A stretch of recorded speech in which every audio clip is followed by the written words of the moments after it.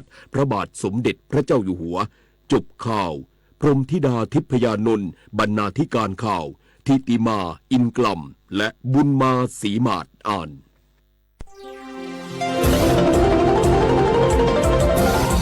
วิทยุแห่งประเทศไทย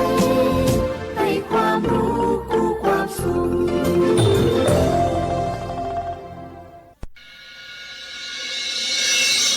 สถานีวิทยุกระจายเสียงแห่งประเทศไทยจังหวัดเชียงใหม่ AM 1476 กิโลเฮิรตซ์สถานีวิทยุภาคภาษาชาติพันธุ์แห่งเดียวในประเทศไทยที่มีความทันสมัยเชื่อถือได้สร้างอัตลักษณ์กลุ่มชาติพันธุ์สู่สากล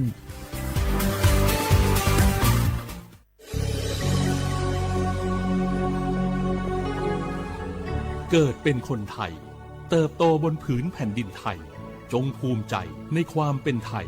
ชาติไทยเรานั้นนับเป็นชาติที่มีความเป็นมาเก่าแก่ยาวนานเรามีภาษาวัฒนธรรมและมีสิ่งต่างๆที่เป็นเอกลักษณ์ให้เราได้ภาคภูมิใจในความเป็นคนไทยเราควรเห็นคุณค่าและมีความรักชาติหวงแหนแผ่นดินอันเป็นมรดกของบรรพชน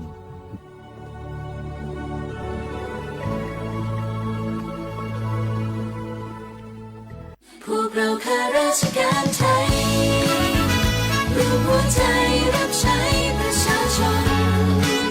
ด้วยความซื่อตรงจะยากเย็นเพียงใด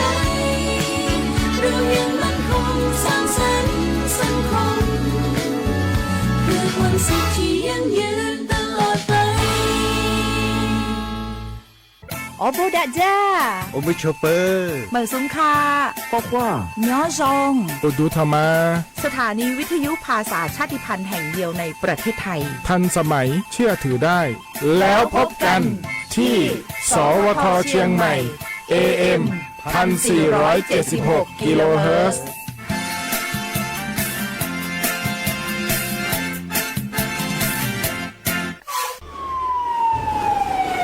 อามิตุเวเจโลกอดะเกดะวิมุหอสาติภาโอยาอดูทะขอปิยาเวโนหุชยาลาเทมเมียวนาติตอพ่ออามิตุปุตุและติชลาไลกาปุวิชแลมาโอเวกอดสเปเซแลงาคือชอยาเฮปุเฮคอโลจาจากะจาแลอามิขอตุกเวทะปาโตเทลาเวและงาคือติจามือจากอตีสามารถมีมาโกติมีเฮคออามิตุกเวทะปาโตอามิตุโตลาวิเจอามิตุและโตลาตาวิมุขอซาจะได้คาแลมาดาวิมุขอซา PM 2.5 แพกเละกอแลติลาวิกอตุอุจาเวงาคือชอยาอานาจะได้ผ่าทะปาโตอาสากะติขอย่อยาไอเวเจอชโพซัตเซเวอานามาเลอานานิมัสอานาและอุโนเนลูไกเวเจสถาบันวิจัยวิทยาศาสตร์และเทคโนโลยีแห่งประเทศไทยงาคือไทยมีชอติเกนิมาลาเซจาดะและอามิตุเวคาเปเจอาเวกอดาเกดาวิมุฮอซาติผาเนคืออยาอดูติผาทะขอปิยาเวเตจ้ามือจักตัวติผาทะปาตอมาดาวิมุคอซา PM 2.5 จะได้ผามากาโตลาจุอโปโครงการนโยบายจะได้ผาทะตาและกาลาตาวิแลสำนักงานการวิจัยแห่งชาติอโมแพวิโยงาคือจังหวัดจีใหม่ออกข้อต่อเกือตีออกคโลโฆษณาติผาคือกาเวลโกจ้าดาลาแพวิโยอลโกงาคือจีใหม่ออกคโลเวสถานีวิทยุกระจายเสียงแห่งประเทศไทยจังหวัดจีใหม่แลออกข้อต่อเวสายาติผาสู่ไกเวกาวูจ้านอคือและโฆษณาติผาคือกาเวลโกจ้าดาคือโทรศัพท์นำบัตรแม่0 5 แซนี่สือขอ0ขอฮีไม่ให้เลกะ0ก้อนี่อ้อขอฮีง่าสือก้อโทรศัพท์นบะจเวทะจ้าดะและโฆษณาติภากุลาเพวิโย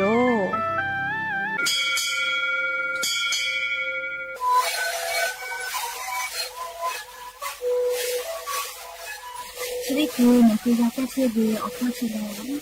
และหัวข้อต่อเกี่ยวออกทีจังหวัดที่ไหนAM มาบาเต็งที่โอหาสิบกิโลเฮิรตซ์เล่นเล่นหลักเอาพ่อเอายาแก้เชื้อไหนตัวและเต็งที่ไหนเล่นเผื่อไปเอายาที่ไหนใช้ต่อและก็ไหนข้าพเจ้าเล่นเล่นและหัวข้อก็เชื้อเวและงานและหัวข้อก็คือสมาในข้อโดในวิดีโอ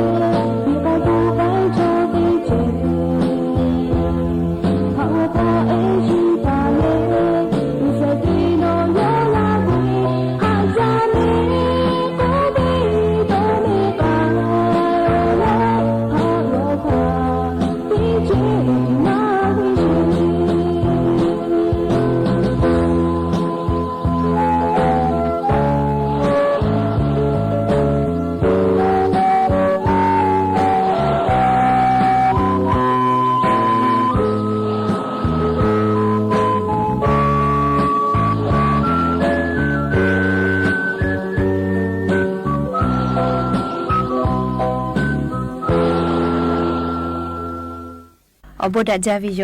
อย่าเพิ่งหาเตปอทอกะดัจจาวิโยเนี่ยยาเชอคอลงะคือเตปอกอกะมีลาแล้วจะเป้าปาโลเชตาวิโยวิโยเนี่ยราหุยาเตพาเกลเตแกรายกาอบดัจจาคอลงะคืออคอกะเกาะกะดะกิเชวิทัปปะตออลอเปิดเตกะเลเลทะตะอือยอยาวิโยคอโลละเซจ้าแล้วรายกาอบดัจจาอคอโลหะอยู่ลาวิโยแมหะวิโยเนี่ยราหุยาเขาพอเชพอโลเชตาวิคาคิเพเชเลเตกาลิลิกาจ้าแม่ดอแม่ซุแม่กาแม่ฮาเลดอซาเชลลีนาจุดเจอเวียยากานี่คือไทยมีก็คอโลแลมุงกูเวียยาฮอเจ้าหมู่เวียเจ้ายาเพวิทัปปะตองะคือเตกาลิลิกาอเจ้ายาคัสเพตอลาเชวีอานาอากอติพัทะนี่คือตอดะและปูกากากิจูเตกาลิลิทอกาจาเวดอเวเชวีจอวิเตจิลิลิพออายีอยู่แล้วอาชิยอตัวยอยากาเชซาจอซากาตุอโปอายีติสิแม่และยันนี่เวียยาแลชดิซอคอโลกะซุปเปอร์เตนียันนี่แลเสหปามาจาปาคอโลยันยอนี่ชุเซนีหมอนี่เพวิโยและจะขอนี่ฮีนี่ชุขอมุขอหาเวียเนี่ยราหุยาติเผาติฮาลิลิเวียยาฮินาริควายตาและก็นาริทักขะไกติฮาลิลิงะคือราหุคอไรกาอบุดะเจ้าคอโลราหุคอตอไกเชวิโยวิทยุเรดิโอพอAM ติฮิโอฮาสติคอกิโลเฮิร์ตได้ไลพอปุตตะเลนี่พอได้พอ Facebook Fan Page สวทเชียงใหม่ AM 1476พอกะไลฟ์สดติดต่อไกเชียวอวิอเนียละหุยาติภาลูลาเลติแกละหุคอพอนาเลอนี่คือละหุชอเจทาโอกาปิดะไกแพวิโยติกาติไลฟ์ติกาติแชร์ติกาติคอมเมนต์อาชิโยละหุชอเจอโปกาติเชวิทาโอกาปิลาแพวิโยแมและอย่าเพื่อให้วิอยากะอยู่เวลาตาวิซาตาอลอติผ่าไล่ลอยอยู่เวลาตาวิโยจะได้คืออลอปติลองะคืออยู่เวลาตาวิแลยะยิงะคือเหมียวคอโลแพกไอเชเวอเจ้ายามุชามุยิมุกะมุฮอพ่อจ้าดาวิซาตาอลอติผ่าถ้าอลออยู่เวลาแลติแกเกามาดักไอตุโยแม่จุยจอปากรมอุตุนิยมวิทยาพ่อยุคือฉันแต่นี่แล้วอลอซาตาติผาปิลาไกตาวิแลงะคือไทมีกอคอโลจะได้สเวียยาแลมุชาเชแลฮอจาวิโยแม่มุนิกามีกอคโลอเป้านี่ลาวิคลิกเวโกมาฮอจัดจาเตโยเลไลกากาคาวิเกวิจวยมาเฮเลมุชาเชจาก็แล้วเฮก็จุยจอปากรมอุตุนิยมวิทยาพ่อยุคือฉันนี่แต่นี้กาเลอซาตากอปิกาลาตาวิทะนิเวลโกนี่คือเทมมีอคโลแลตาบาเวียอยาแลมุชัดแลฮอจักไอตุโยจิแม่หรือรายการไทยมีอนาติต่อพ่อเตเลอเล่ภาคอีสานพ่อไทยมีก็จะเตต่อพ่อขกายกาตาบาเวียอยาแลมุชัดแลฮอจักไอตุโยเจยาคาทกาเตกาติติแลมุกุเวมุฮอมุเยอาจจะแจจาจอวิเจเตกาติติเจจิแม่ไทยมีอนาติต่อเลยภาคอีสานพ่อเจแล้วก็อย่างนี้เวียยากาเลียงคือไทยมีอนาติต่อพ่อแลมุชัดแลฮอจะแต่อยู่เลตาวาวิอยาฮอวิอซาโกโถกาจาวาเกกะมาโมเลมุชัดเวใครแต่ละมุยีกาติกาติตีเลอาจจะเจจอลอติฮาวิอคโลติเชเปเซเจจอตาวิอติเลมัวจังหวัดพิษณุโลกและจังหวัดเพชรบูรณ์ติต่อพ่อจิแม่มุยีอาจจะจัดจอตาวิเลใครแต่ละภาคอีสานพ่อติฮาวิอนี่เชเปเซเจมุชัดและฮอวิตโกคาชเวโยไทยมีก็จะติต่อกาตาวาวิอยามุชัดและฮอจา มูยีได้ชิเปอร์เซ่ให้จอเจมูยีต่อพ่อกันชิเปอร์เซ่เล่ให้มีก่อฮอติต่อกะตาวาเวียยาเลยมุชัดเจเลยฮอจ้าเล่มูยีได้ฮาเวียได้ชิเปอร์เซ่จีแม่และกุฏิพ่อกะตาวาเวียยามุชัดเจเลยฮอจ้าวิโยมูยีลอกว่าได้ฮาเวียคอโลได้ชิเปอร์เซ่ให้จอตาวิเจอยากก็จะได้สอคอโลเล่มุกะมุหอเลี้ยมุชาชิเวอคาติผาไข่แก่วิเลก็โคจะได้สอคอโลเลียนี้ตาและเลียนชอนิเวอยาแทมมีอนาติต่อพ่อแลเลียตาวาเวียยามุชาชิเลหอจามุยาจะใจจวเวลอเลียยันตาเลนิชกอนิขกายฮอจากิตุลอมุยีเตฮาเวอคอโลติชิเปเซคเจเคเตเลนิเวตยาทาลีมีกาฮิเวลอแม่เวียเนียละหุยาติพาและยันนิเวอยานิชเซนิเซฮาปามาจาเปาคอโลกามัมมีปาลุมีฮิเวเจมัมมีปาลุมีฮิเวงาคือแท้มีเวอยาลอโกยานีเลซาวุมลอกปุขโนเตนาเลเตชนาทีเคทาจอวิเจเลมัมมีป้อจิเมเลมีฮิเวอจเปมีฮิเฮเวทะแตกาตาเวเลเซจุก็มินิจุจีแม่เล็กขจอยให้วิโยงาคือไทยมีกือมีเจื้อดอดะกืออำเภอศพเมยจังหวัดไม่ฮอซอบพอกะขจอยเจเรียมัมมีป้าลุมีฮิอาลาวิโอคอโลงาคือไทยมีกือเป้ากะจอเวลอแม่เรียกกจกะมีฮิเวเรียมัมมีเป้าใครเตแลเรามีป้อวิสาตาถากอนิเวลก็กะมูฮอมูยิลุลาเลว่าสุจิลาวิชกะหมดจว่าสเลียติสเวียกากอลสหือเจกุมาใครแต่แลเรามีเป้ามียาเยเบือกูแบบวิกาว่าสเลียมูฮอมูยิลุลาเลว่าสจิลาวิทัปตเยกาปอปุยวิเจใครแต่แลกากะเลเมอือติภากาปอปุยวิเจมูฮอมูยิลุจาเจเวเลเรามีป้าลูกาก็จาเลมูฮอมูยิลุกาลากว่าจะเจลาเวกามาเฮเลติปอกอลาเวลอกเวมูฮอมูยิเจลาเวกามาก็เฮเลว่าสติภากาก็จีลาวิทัปตอลูวิสิวิอเจติภารับฟุมันจาโลแม่ลิจกานัวเรามีป้าลูมูฮอมูยิลุลาเลว่าสจีลาวิทัปตอลูวิสิวิรับฟุวิอลอกาอยู่เวลาเลอวิอเนียละหุยาติพัทาเลอลอซาตาติพัจเกชลากาลาวิโยแมอบามีพ่อจ้าดาวิสาตากาลุลาวิทัปตอเรียจ้าเลกาอบามีพ่อวิสาตาติลอเปิดติลอนักิสิแม่อวิอเนียละหุยาติพานัวฮาวายติตอพ่อกาเลอเมริกามีฮาวายพ่อกามุยีลาจ้าเลอีกะทูวิเจปุลาวินชขอวิอยาวคโลเคตตอลีมุยีลาลีกะทูวิมากะฟูจอฮิจิแม่ลิชออมือกะกับพอตอลาวิเจลีอเมริกามีรักฮาวายติตอพ่ออีกาทูวิจิแม่ใครแต่แล้วเรียอเมริกามีแล้วอิสราเอลมีปอดะแล้วอิลามีบ่อวิอคโลกาจะได้คือวิอยาเรียจะได้ปอสุสะวิอคโลชอยาติพาอฮีเซฮากาเคเลจะได้ปอมาแผ่และบ่ดะวิอคโลรัสไกเปวิจิแม่เลมาเวชอสมาจาวิแลอิลามีชอแผ่วิลอจิแม่เรียกคาเปืออฮิเซฮากาคิโซเจเจแลเลียวบอมมีเวสำนักข่าว CNN พ่อซาตาปิกาลาตาวิโยยาตาเลชอมอทักไกกะจิแม่ใครเตเลอเลียเชเวอคโลยาติผาอาลาคินฮากาจิแม่เลียมาจะได้ปอบ่วิอคโลชอกาสเวใครเตเลอมีพ่อกาติปาเลตาฮาติผาเลมียากะเจเลคาเปออฮิกาพะเคกอลอจิแม่ลูวิสิเวจักวาลากุกาลูไกสิไกมาจอวิโยเลขัดไทยและเจตุนากะมาสเซเลสาติสามวาลาโกเลงาคือมิงโกโคโลกาจากาดอวิพอคือลาวิโยมียาติผาดอหาดอคิเวชดิคือเลนามาตาลาโกจาตุดอตุมอฟัวคาสอกะตาลาวิทาดอหาดอคิวิโยเตเตลอโกเดงาคือไทยมีอาจุยารัฐบาลโกวิอนามาจอเปอะฮิเจ เตฮานีขกายเยเกตัวอโปจอก็วิโยยาคาทกาลีนิเวตยาทาลีชดิคือนามาคือกอเตียคโลนามาคือปากามาวิทาปตอนามาเปและไลกานามาจากคือมากาโกแลเลีงาคือสื่อโซเชียลมีเดียพอลี Facebook พอติ๊กต็อกเปล่าคือตาวิงคือกาหมอมาจาวิโยเลขกว่านามาคอ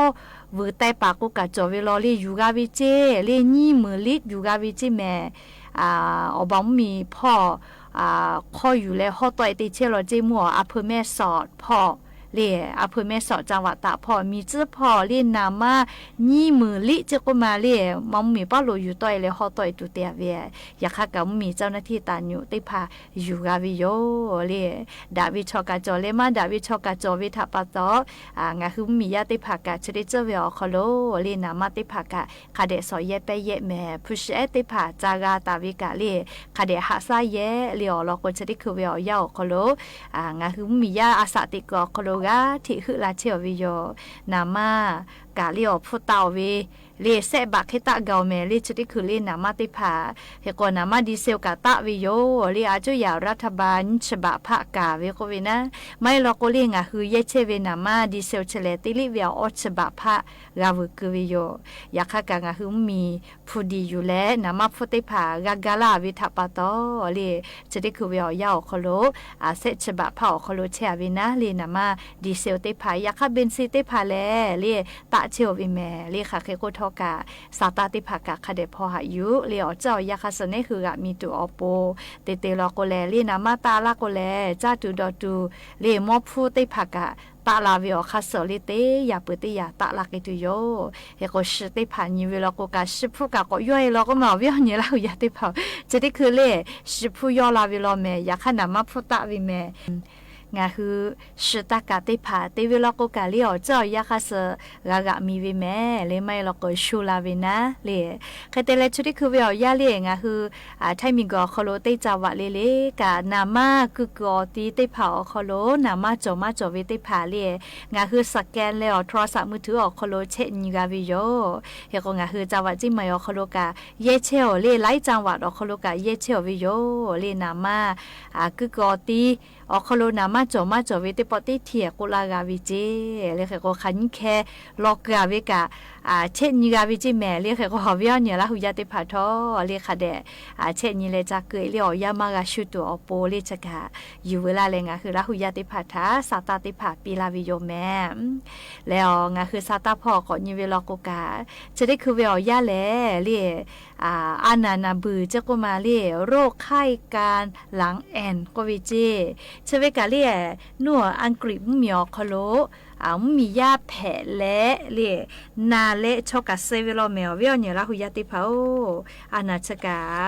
ปุลาเวียยาคโลแผลาโมวิจกุมาลีแผลาโจวินะอานาอสมาเฮ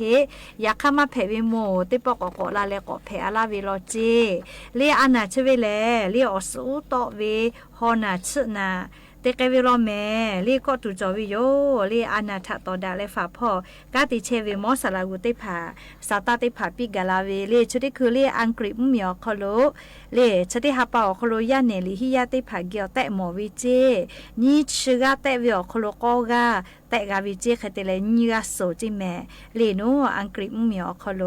เฮกวานาชติภาเลจ้าถาจ้าเป็นดักไงวิโยลีเฮกยาไอยาเนอเกาซามาดาเวติภาอคโลแต่หมอไงวิจิแผไงวิจิแม่เรียกแต่ละงาคือไทมิงกอโคโลกาเชซาจอซาพ่อมอสลากุติภาโยคือซาตากอปิกาลาเวงาคือไทมิงกอโคโลกาฮาปาสเตนีเตฮาปาจานาวริฮาปาตาเวลาเลติชสนีเซฮาปามาจาปาโคโลเลอานานาบืออพุมาเลไข้การหลังแอนก็วิเชแตะหมอวิงากาเจงากาแตะหมอวิอโคโลชอกาเซกากอโซเจและลีงากาแตะหมอเลเซกาเซเวนาวิชอชติภาเลโยคืออบอมมีเกโกลาตาวิชอติภาติแผวิโลจิโกมาเรียกกงาคือไทมิงกอโคโลกาป ปอกาลอล้อแม่เลมากาลาวิมาเฮเลอานาชกาโรคไข้การหลังแอนก็วิจิกมาลาหุข้อกว่ามาโกนามาโซเลเคก็นัวอังกฤษเมียวคโลกาแพมาวิโลเจเลแป้นดามาโอโลเจแม่เลคเตเลงาคือไทมีอคโลกาเลแป้นดาวิอานาชะเตหมอวิงากาคเตเลชอกาเซกาโซจิแม่เฮกว่านาชเลนาวิอฮิเลเลฮอนาชนาอุโกนาเลกอปีเลเฮกเวเตเล是开哩带你来的多的哩该这个嘛哩是咋位开哩该位这那位哦，迄啲排只开做个摩萨拉乌个咯哈咋带你嚟出啲คือโรคไข้การหลังแอนก็วิชกางาคือไทมีก็คโลกาปองกาลาและนาวิชกางากาเลชกาเซกานาโซเจแต่ก็เลยงาคือราหุยาเตกาเลเลถ้าสาตาปิลาวิโยแม่อ๋อเจ้ายาคาสเลอานานาบุโรกาชอยาอุลามุลาไกเชวิคาชัวอานานาบุติภากากาธิยอตัวยออานาติผานาลีติยาปติยาอปุมาแปกแลชอยาเกียวกาถิแปลุลาเชวิลอยากงาคือติกาลิลิกาอตุคาเดนยะสะเลมุชัดเลฮอกาฮอจาวิทัปตออานาอปุมาไลจือลโกฮอจัดจาวิอคโลโอกาเฮวิลแม่ลิชกายาปหาอยู่เวลาเลงาคือราหุยาติผาทาชลากาลาวิสาตาติผาเพบิโยและยาปหาวิอยาอคโลลุลาเลกากาพนาเลโอกาปิลาเชวิงาคือราหุยาเตกาลิลิกาอบูจาแม่ติกาลิลิซแม่กาแม่ฮาเลดอซาปีอบูจามุกอมียะคอโอทาเตเจเตยาทาโอทาเตเจเตลาทาเยยายอจูยอจาทาชายายอจูยอจาทาเยยาเวจิมัวเฮชายาสเวคือมัวเสเยยาหาเกอเลชายามหาชาเลเยยาเตฟูฟูขาโคยอยอลาเวนีชายาเตเคเคขาโคมูยอยอมูลาเวนีเยจิปอเพจิตาเว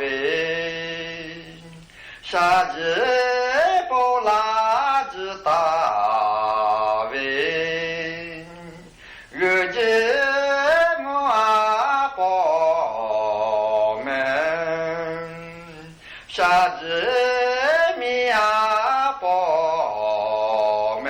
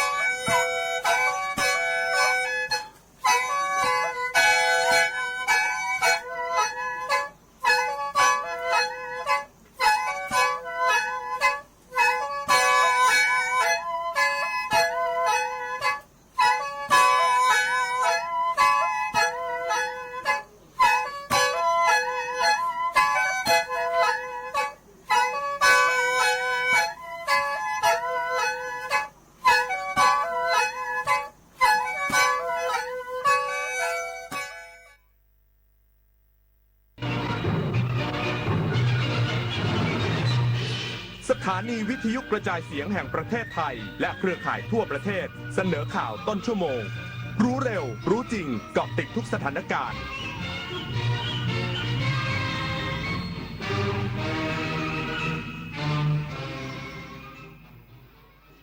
รับฟังข่าวต้นชั่วโมง 21 นาฬิกากับผมบุญมาศรีมาศครับศูนย์บริหารและติดตามสถานการณ์การสู้รบในภูมิภาคตะวันออกกลางขอให้ชาวไทยอพยพออกจากพื้นที่เสี่ยงโดยเร็วที่สุดหลังสถานการณ์มีแนวโน้มทวีความรุนแรงขึ้นอีกสักครู่กลับมาติดตามรายละเอียดครับเพื่อนจะรีบไปไหนสตาร์ทรถทิ้งไว้ก่อนเดี๋ยวขึ้นไปเอาของบนออฟฟิศแป๊บนึงหยุดเลยสตาร์ทรถทิ้งไว้เปลืองน้ำมันนะแค่ไม่กี่นาทีเองพลังงานไม่หมดโลกมั้งคำว่าแค่แป๊บเดียวของทุกคนรวมกันหมายถึงพลังงานมหาศาลที่ถูกทิ้งไปเปล่าๆเลยนะจริงด้วยนึกว่าเรื่องเล็กแต่มันเรื่องใหญ่กว่าที่คิดอีกนะเนี่ยร่วมกันประหยัดพลังงานเพื่อประเทศชาติและโลกของเราข้าราชการคือพลังขับเคลื่อนประเทศภายใต้นโยบายรัฐบาลดิจิทัลพัฒนาบริการภาครัฐเพื่อประชาชนให้รวดเร็วเข้าถึงง่ายและเป็นธรรมด้วยปณิธานซื่อสัตย์ต่อหน้าที่ยึดมั่นความดีมีจิตมุ่งบริการสืบสารงานเพื่อปวงประชาทุกภารกิจยึดมั่นหลักธรรมาภิบาล1 เมษายนวันข้าราชการพลเรือนร่วมทำงานด้วยหัวใจเพื่อประเทศไทยที่ก้าวหน้าและยั่งยืนวิกฤตพลังงานวิกฤตตะวันออกกลางวิกฤตพลังงานเชิญชวนคนไทยประหยัดไฟฟ้ากันตั้งแต่วันนี้เริ่มง่ายๆปิดไฟที่ไม่ใช้ปิดเครื่องใช้ไฟฟ้าที่ไม่จำเป็นปรับอุณหภูมิเครื่องปรับอากาศที่ 26 องศาเซลเซียสสวมเสื้อผ้าระบายอากาศงดการสวมสูทเดินขึ้นลงบันไดในอาคารแทนการใช้ลิฟต์ลดรายจ่ายลดใช้พลังงานร่วมฝ่าวิกฤตครั้งนี้ไปด้วยกันจากเส้นได้สู่ผืนผ้าจากภูมิปัญญาท้องถิ่นสู่มรดกแห่งแผ่นดินสมเด็จพระนางเจ้าสิริกิติ์พระบรมราชินีนาถพระบรมราชชนนีพันปีหลวงพระมารดาแห่งผ้าไทยทรงส่งเสริมสร้างอาชีพและยกระดับผ้าไทยสู่เวทีโลกผ้าไทยจึงไม่ใช่แค่ความงดงามแต่คือความภูมิใจของคนไทยร่วมสวมใส่ผ้าไทยเติมเสน่ห์ความเป็นไทยให้คงอยู่ตลอดไปศูนย์บริหารและติดตามสถานการณ์การสู้รบในภูมิภาคตะวันออกกลางขอให้ชาวไทยอพยพออกจากพื้นที่เสี่ยงโดยเร็วที่สุดหลังสถานการณ์ในภูมิภาคตะวันออกกลางมีแนวโน้มทวีความรุนแรงมากขึ้นนายปานิดล ปัตถิมสวัสดิ์รักษาการอธิบดีกรมสารนิเทศและรองโฆษกกระทรวงการต่างประเทศกล่าวว่าศูนย์บริหารและติดตามสถานการณ์สู้รบในภูมิภาคตะวันออกกลางหรือสบกยังคงติดตามสถานการณ์ในภูมิภาคตะวันออกกลางอย่างต่อเนื่อง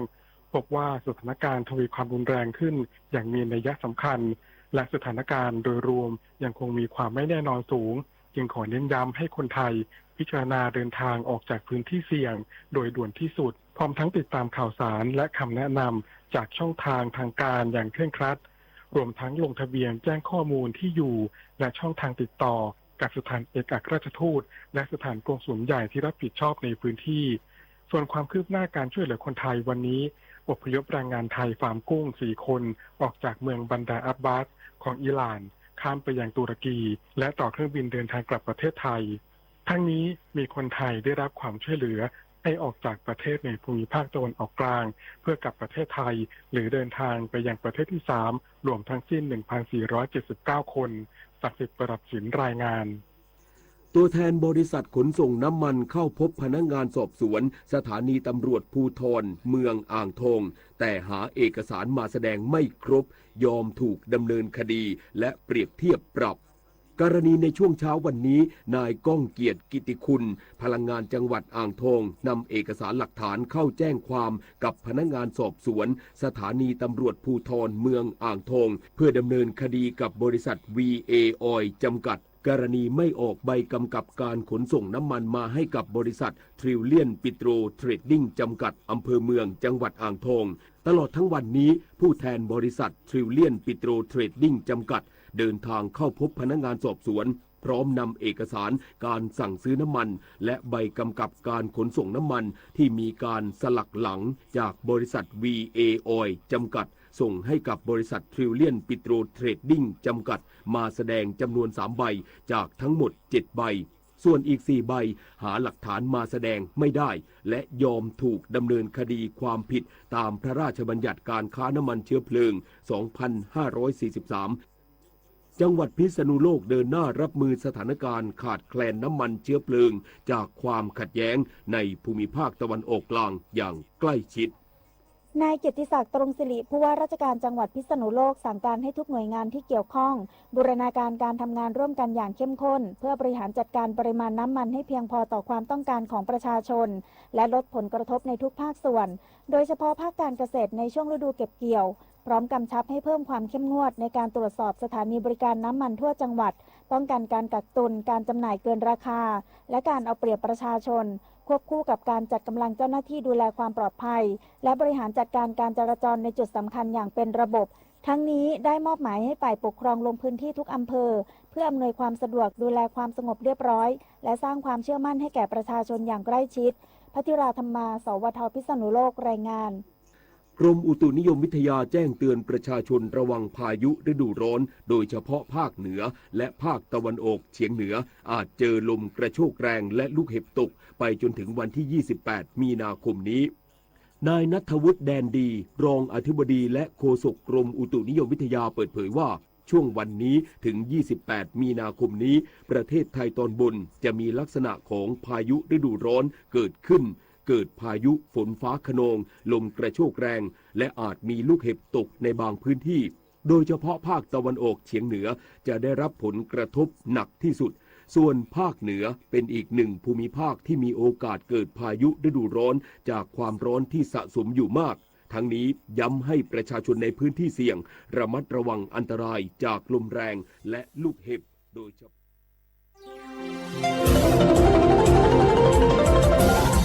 วิทยุแห่งประเทศไทยให้ความรู้คู่ความสุข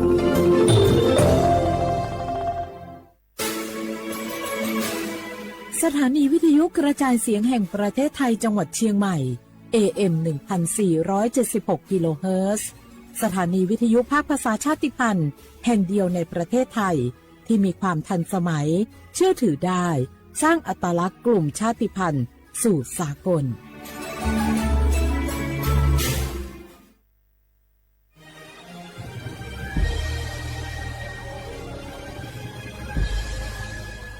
เกิดเป็นคนไทยเติบโตบนผืนแผ่นดินไทยจงภูมิใจในความเป็นไทยชาติไทยเรานั้นนับเป็นชาติที่มีความเป็นมาเก่าแก่ยาวนานเรามีภาษาวัฒนธรรมและมีสิ่งต่างๆที่เป็นเอกลักษณ์ให้เราได้ภาคภูมิใจในความเป็นคนไทยเราควรเห็นคุณค่าและมีความรักชาติหวงแหนแผ่นดินอันเป็นมรดกของบรรพชนร่วมภาคภูมิใจในความเป็นไทย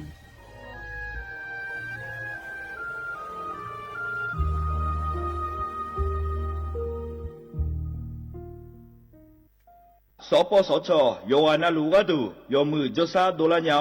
นาโกลุคุมญาอุตาจซาโดเจียงหลังในญานีอุ้มหลัวแม่บาประชาชนยาวเดอซาโฮซากูกูหวงแนนีเชหวงเกนีวาซีคอเตบาดทะยัก HPV มะเร็งปากมดลูกโรคเอสไวรัสตับอักเสบซีนาโกเฮเดอชีเนเชโฮแม่ความดันเมียนือนาโบเชโฮยาคอจิบาเยลาญาจีจานาโกนางาลาและเชโฮวานาโลบูเดเชโฮขะแม่เสดงเชโฮสิญญาเจมอนาสปสชติซุมจำยอสปสชเขตหนึ่งเชียงใหม่นากาจำยองาซุมญีเยงาซุมงาปโยดามโอเดนากาตีโกจำยอนึมานาโกนาลูเดนากาติซุมญีซุมโยกานาลูกาตุเมเด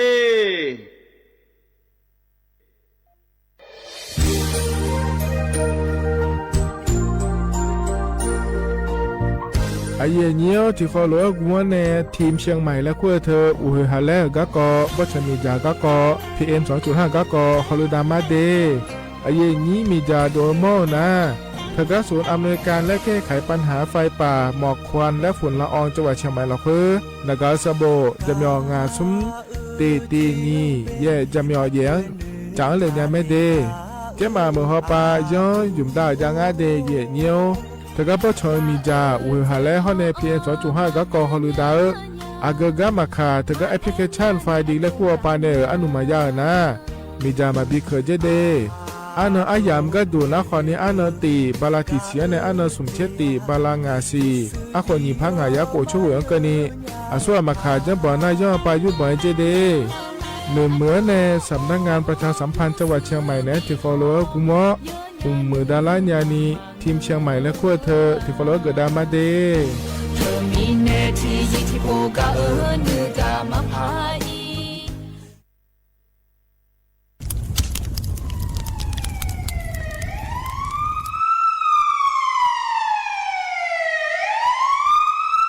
สิงามาโลอัดเดือไทยมีขอในละตาหอปามีจายโคนาลูเปื้อบชอที่ยับยุ่มแลก็เงกวยเชบยุ่มกันนี่มีอันนี้นะชอหาในอาหุมโปยามุงเหลาอย่าเผลอเผลอในอดัวบอเขือในโอเยหุมามีจาเขือมีในอูเฮฮาและ PM 2.5 เธออัดเดือชอหายายีที่โคนุ่มเลงาเจเดสาปอนาลามาเลเปียลานือมานากอเปียลาในอุดุมอินุมขอเดลางาเจอเดือไทยชอหายกานาลูกุมะเนมีดาทักเคเดมือละเนสายเหมืออเดือยาอุปาอุมังบีแดญญาภาเธอกะโครงการจัดทำนโยบายการเปลี่ยนแปลงการใช้ประโยชน์ที่ดินเพื่อบริหารจัดการ PM 2.5 และขั้วปาแหนที่ฟอลโลเวอร์กุมะเนเหนือเนสำนักงานการวิจัยแห่งชาติพปาแนจากการงาเด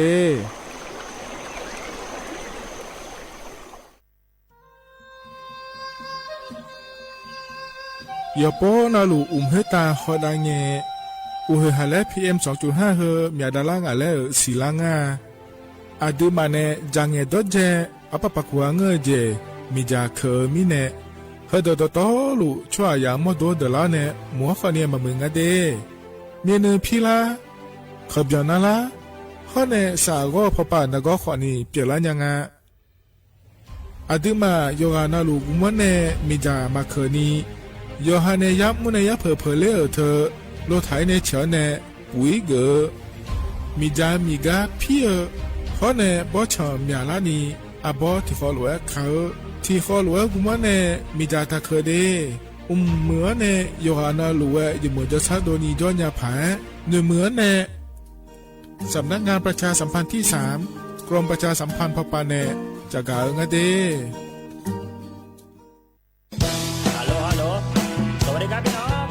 อายุนี้เดือขยาวโฆษณากะกอสถานีวิทยุกระจายเสียงแห่งประเทศไทยจังหวัดเชียงใหม่พปานเนบีเคฮอมอนา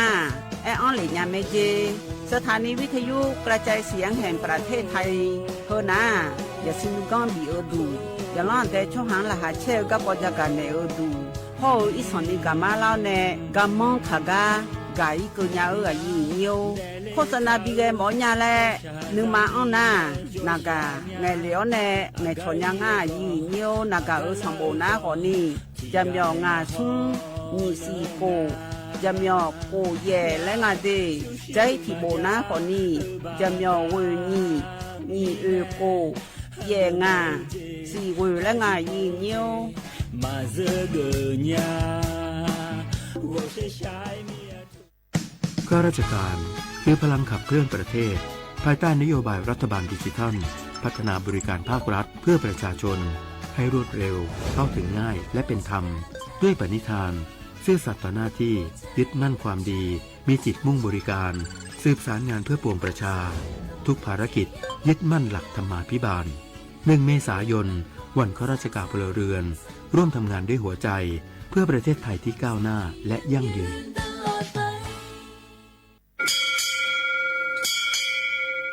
โอโบดาจ้า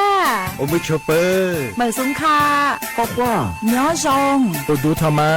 สถานีวิทยุภาษาชาติพันธุ์แห่งเดียวในประเทศไทยทันสมัยเชื่อถือได้แล้วพบกันที่สวทเชียงใหม่ AM 1476 กิโลเฮิรตซ์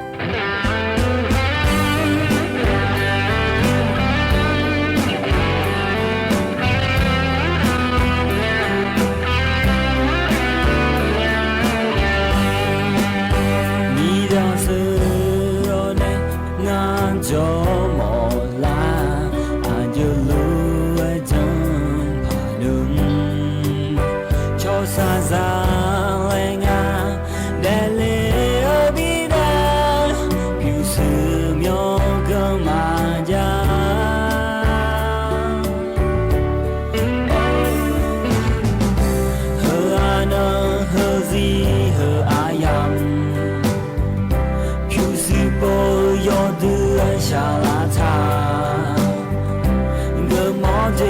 มาเยอะแจญาเธอมีแน่เดชาลานามาก็เปเลอายาก็เปเลมีใจยุ่งเพตาอากาอยู่เนตานุนามาเพดาเล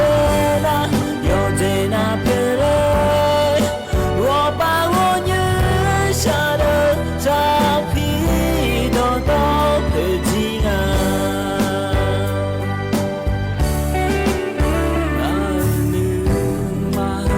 โนเตมิเนจิมาเอโคโนเอปาลูงานึกาเตจานามาจาญาลาเอโนอาดามา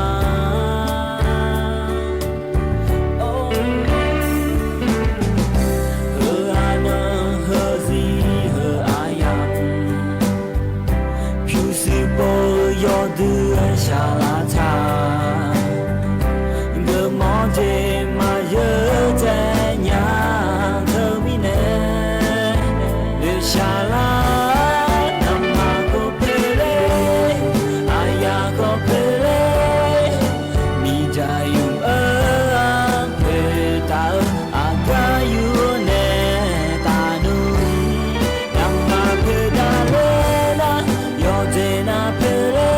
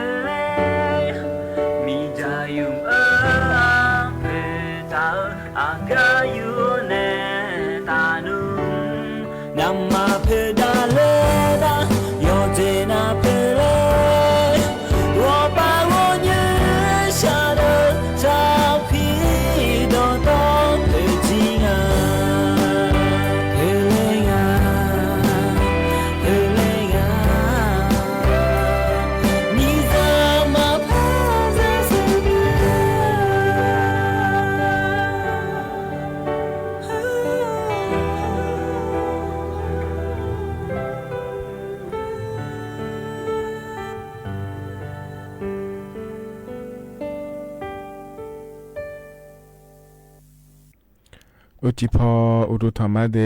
เยนี่มีขังยาอยู่อ่ะนาลุแน่เยเนียวนุ่มจีน่าขอเนี่ยจอนเจอทีนงานก็ล่าง่าเยเนียววันจันเงินแม่เดเยเนียวเดถึงมีแนรอนุ่มจีน่างานแน่อายุเชื่อมือแน่ที่ขอรอจดามาเยเนียวมีเนาะนะขอเนี่ยจอนงานชาลาหลวยรอเยเนียวไอเย็นนี้นะขอเนี่ยวานายานาดูไอเย็นเนี่ยเราอีนนะขอนี่กาที่เป็นที่เราเราคุยเนี่ยเราอยู่หาเมียวอยู่หายามดาซาดาวเนี่ยเราเลยเย็นนี้อีนุ่มเฮยามเราคุยนะขอนี่คนนะอายามฉลาดเนี่ยซาเลยนะหาโจดูเราเดเย็นเนี่ยเดที่มีในงานแน่ที่ขอเราจะดามาเย็นเนี่ยเราเมียวมั่วดูรอเย็นเนี่ยสถานีวิทยุกระจายเสียงแห่งประเทศไทยจังหวัดเชียงใหม่สำนักงานประชาสัมพันธ์ที่3กรมประชาสัมพันธ์และคูกันในเดเยเนียเดยนุ่มและเยนินทันยาเนียกดูนาขอเนี่ยสวทเชียงใหม่และแม่เยเนียเฮก็พอในชันแทนเนนะฮะยาแม่เดเยเนียเดเธอแนมหยอกมัวดูล้อนะเกอปนนะหายาเลและนะขอเนี่ยเธอมาข้อปาข้อเนเฟซบุ๊กปาแนเดเยเนียวที่อันนั้นยุ่มจีห้อยยาสิญายากานะขอเนี่ยสิญาผายล้อมาข้อปานนะหาก็ดูนะขอเนี่ย AM ที่พายาสิเชโกกิโลเฮิรตซ์พอปานในแม่เดเฟซบุ๊กปานนะหานะรอเยเนี่ยเธอสวทจุดเชียงใหม่ AM 1476กิโลเฮิรตซ์แล้วแม่เหยียดยาตะก็ตะพอแนวนะหารยาแม่เดเหยียดเนียวที่คนเราจะดามาเหยียดยาล้อยอปอนาลุยาถอนจ้วยไงเหยียดนี่แน่ก็ยาจากกายแอกาดานแนวหลวรอยุ่มจีเธอรัฐบาลเฮาป่าก็มารอเหยียดนี่นะก็ต้องเชื่อก็มาจงพาเกก็มาอาคารโรงงานยามหากยาวหลวเหยียดนี่จากกายแอกาดานในบิสิบิกามาเดเหยียดเนี่ยเดมีน้องหุ่นรอให้แต่ก็รัฐบาลก็เกิดนะขอนี่เดือนน้ำหุ่นตีรอยอสึกดอลลาร์แม่เดดอลลาร์แม่เดเหยียดเนี่ยเดข้านุยมุงไม่จากกายแอกาดานมาเพราะในยุ่มยกขาแอกก็ดูนะขอเดียนมาเผื่อก็เกาะล้อเหยียดเนี่ยเธอก็ตะกอข้านุงานจากกายแอกาดานมาเดที่มีแต่บางเงือล้อข้านุอายามหากยาวหลวรอจากกายแอกาดานมาเหยียดเนี่ยล้อเธอมีแน่ล้อเหยียดนี่เฟซบุ๊กปนในหน้าหาหลุดนะล้อเหยียดเนี่ยกดไลค์กดแชร์เธอจนในยังไม่เดหาเดือขาก็จะเกิดขอเนี่ยยากาเกิดผาเดเหยียดเนี่ยกันเนี่ยนะเหยียดเนี่ยอันนั้นจะแม่จากกายแอกาดานมาเดนิมจีเฮกาเหยียดนี่นะถอนจั่วอเดือขาอันนั้นมีโอที่นั่นฉลางเหยียดเนี่ยบลาสีนาซุมสีอาโคน้ำมังที่โคงาเดไทยอันนั้นอินาวันจันทร์ล้ออันนั้นนิเชซุมบลาสีนามีนาคมอาโคนาขอเนี่ยนิพางายาโกเชวเดเหยียดเนี่ยเดนาโคโตลาโตล้อเหยียดนี่นะถอนจั่วอันนั้นเหยียดเนี่ยเฮกังอันนั้นก็เลยมทำเมียจะกะดันไหนมีนาล้อดชาติบิมแล้วพนักหาดามาเดเยเนเดเธออายุอามีเนอชาดชาเยเนล้อที่ขอรวยนะฮะเบียดามาเยเนียว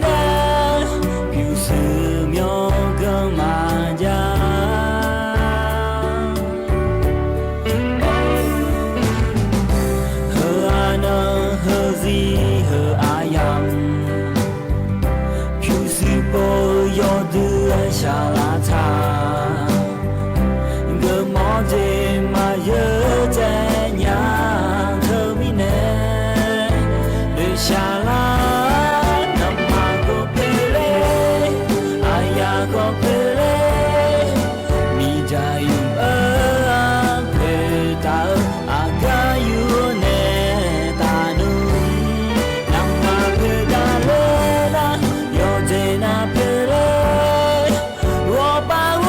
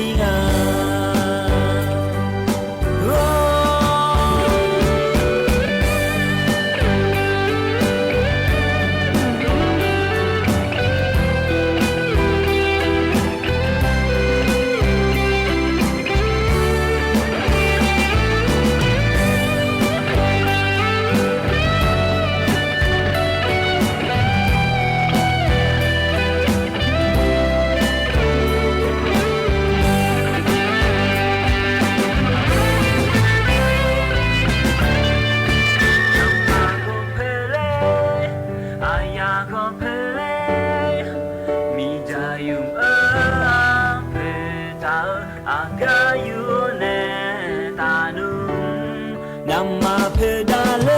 的，有在那陪来，我把我年下的照片都当背景啊，陪来啊，陪来啊，你怎么陪在身边？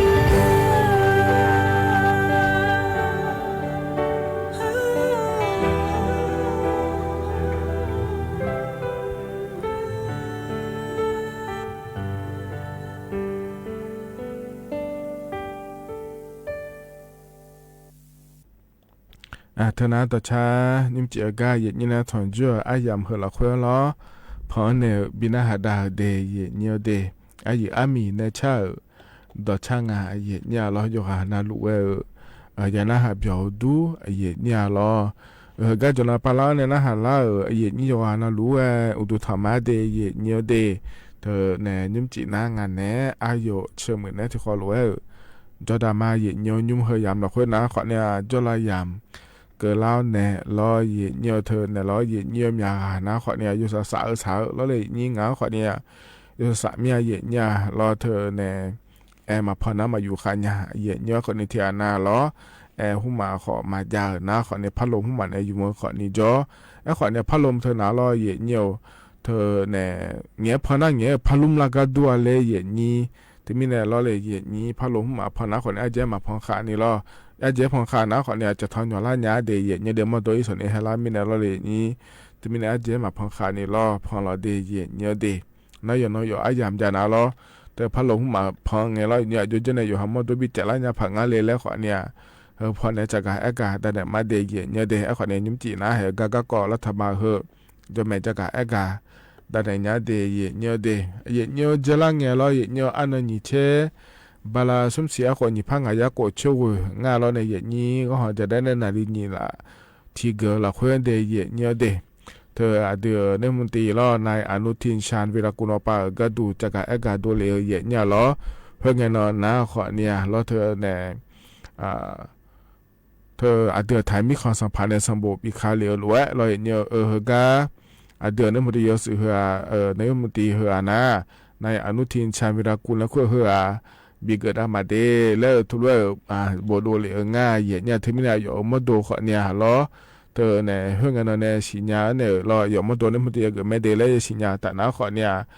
อยู่มาโดดอเกิดน้าขอเนี่ยเธออยู่มาโดรอกะฮะหลัวอย่าสิก็หาจาหลัวเลเจเนี่ยเดือดไทยมีของก็ดูเดือดไทยชอบหาก็ดูรอเดี๋ยวจนเนี่ยบีมาลาญาผังยังมันจะสะดวกนี่จนญาผังแล้วรออยู่ในยมติเกือเนี่ยรอเลเจดามาเดแล้วตัวก็งานที่เนี่ยยอสุยอดอละคนเนี่ยเย็นเนี่ยไม่จมแม่เนื้อเกลือเนี่ยยิ่งซ่าคนนี้รอเย็นเนี่ยจมแม่เนื้อเกลือเนี่ยจันดาเลยมาเดแล้วตัวเนี่ยดูดูเลยแม่เดเย็นเนี่ยเดที่มีเนี่ยรอเจริญงานนี่เชอันนั้นทุ่มบาลาสุ่มเสียคนญี่ปุ่นอายะกดช่วยไงเนาะก็หาจะได้ในนาฬินีแล้วสุ่มเชนาทีในรอนี่สุ่มเชเพื่อนเนี่ยเขาปะก็ดูนะขอเนี่ยเธอเดินในมุนที่ยศสื่อแล้วเกิดได้ง่าเดยเนียเดนายอนุทินชาญวิรากุลปะก็ดูนะเดยเนียเดและเนียจะกะเอกาดาเนเนวิสิบิกาเลเดยเนียเฮนะขอเนี่ยอาดัมเบลก็ก็เนียจะกะเอกาดาเนเนวิสิบิกาเดยเนียเดอันนั้นใจที่ก็ดูนะเฮนะขอเนี่ยยมยากาชันเทลหัวล้อยุ่มเฮก็เฮยามหลักเฮเดยเนียเดมินนามาเผือก็จะกะเอกาดันเลยเนี่ยมินหัวเนาะล้อเยเนียวอันนั้นนี่เช็ดติงเนาะนามาเผือดาลางาเดยเนียวเดเธอเนี่ยดาลาก็ดูนะขอเนี่ยล้อนามาดีเซลและขั้วเธอนะขอเนี่ยสมเช็ดติบาชื่อซะเดเนอลางาเดยเนียวเดแกโซฮอ95นะขอเนี่ยสมเช็ดสมบางาซาดาล้อแกโซฮอ91นะสมเช็ดนี่บาโกชีซาดาแกโซฮอ20เท่านั้นนี่เชี่ยบางาสดาฮอเนลร้อยเนี่ยแกโซฮอ85เท่านั้นขอเนี่ยนี่เชี่ยบาสิเชี่ยวสดาเนลงาเดยเนี่ยเดมีเนี่ยล้อเฮนะขอเนี่ยมานี่นะนามายุ่มลัวเฮนะเลยเนี่ยรัฐบาลปานในชบากาดาลัวสิเนี่ยล้อรัฐบาลปานในชบามาดาลอนัว นามาดีเซลแต่คนเนี่ยงาเช่งาบางก็นี่ก็เลยทางไงยุ่มนาเดที่เลียก็ดูเลยก็งาแล้วในนี้ยี่เอาคนเนี่ยดาราเงาเย็นเนี่ยคนในรัฐบาลไปเลยชอบบากาอย่าหลูมีในเราสมเชติบะเชื่อสดาเนี่ยอย่าเยอะแม่เย็นนี้นะคนเนี่ยนะคนเนี่ยกูเทเมื่อเราคุยงานในนี้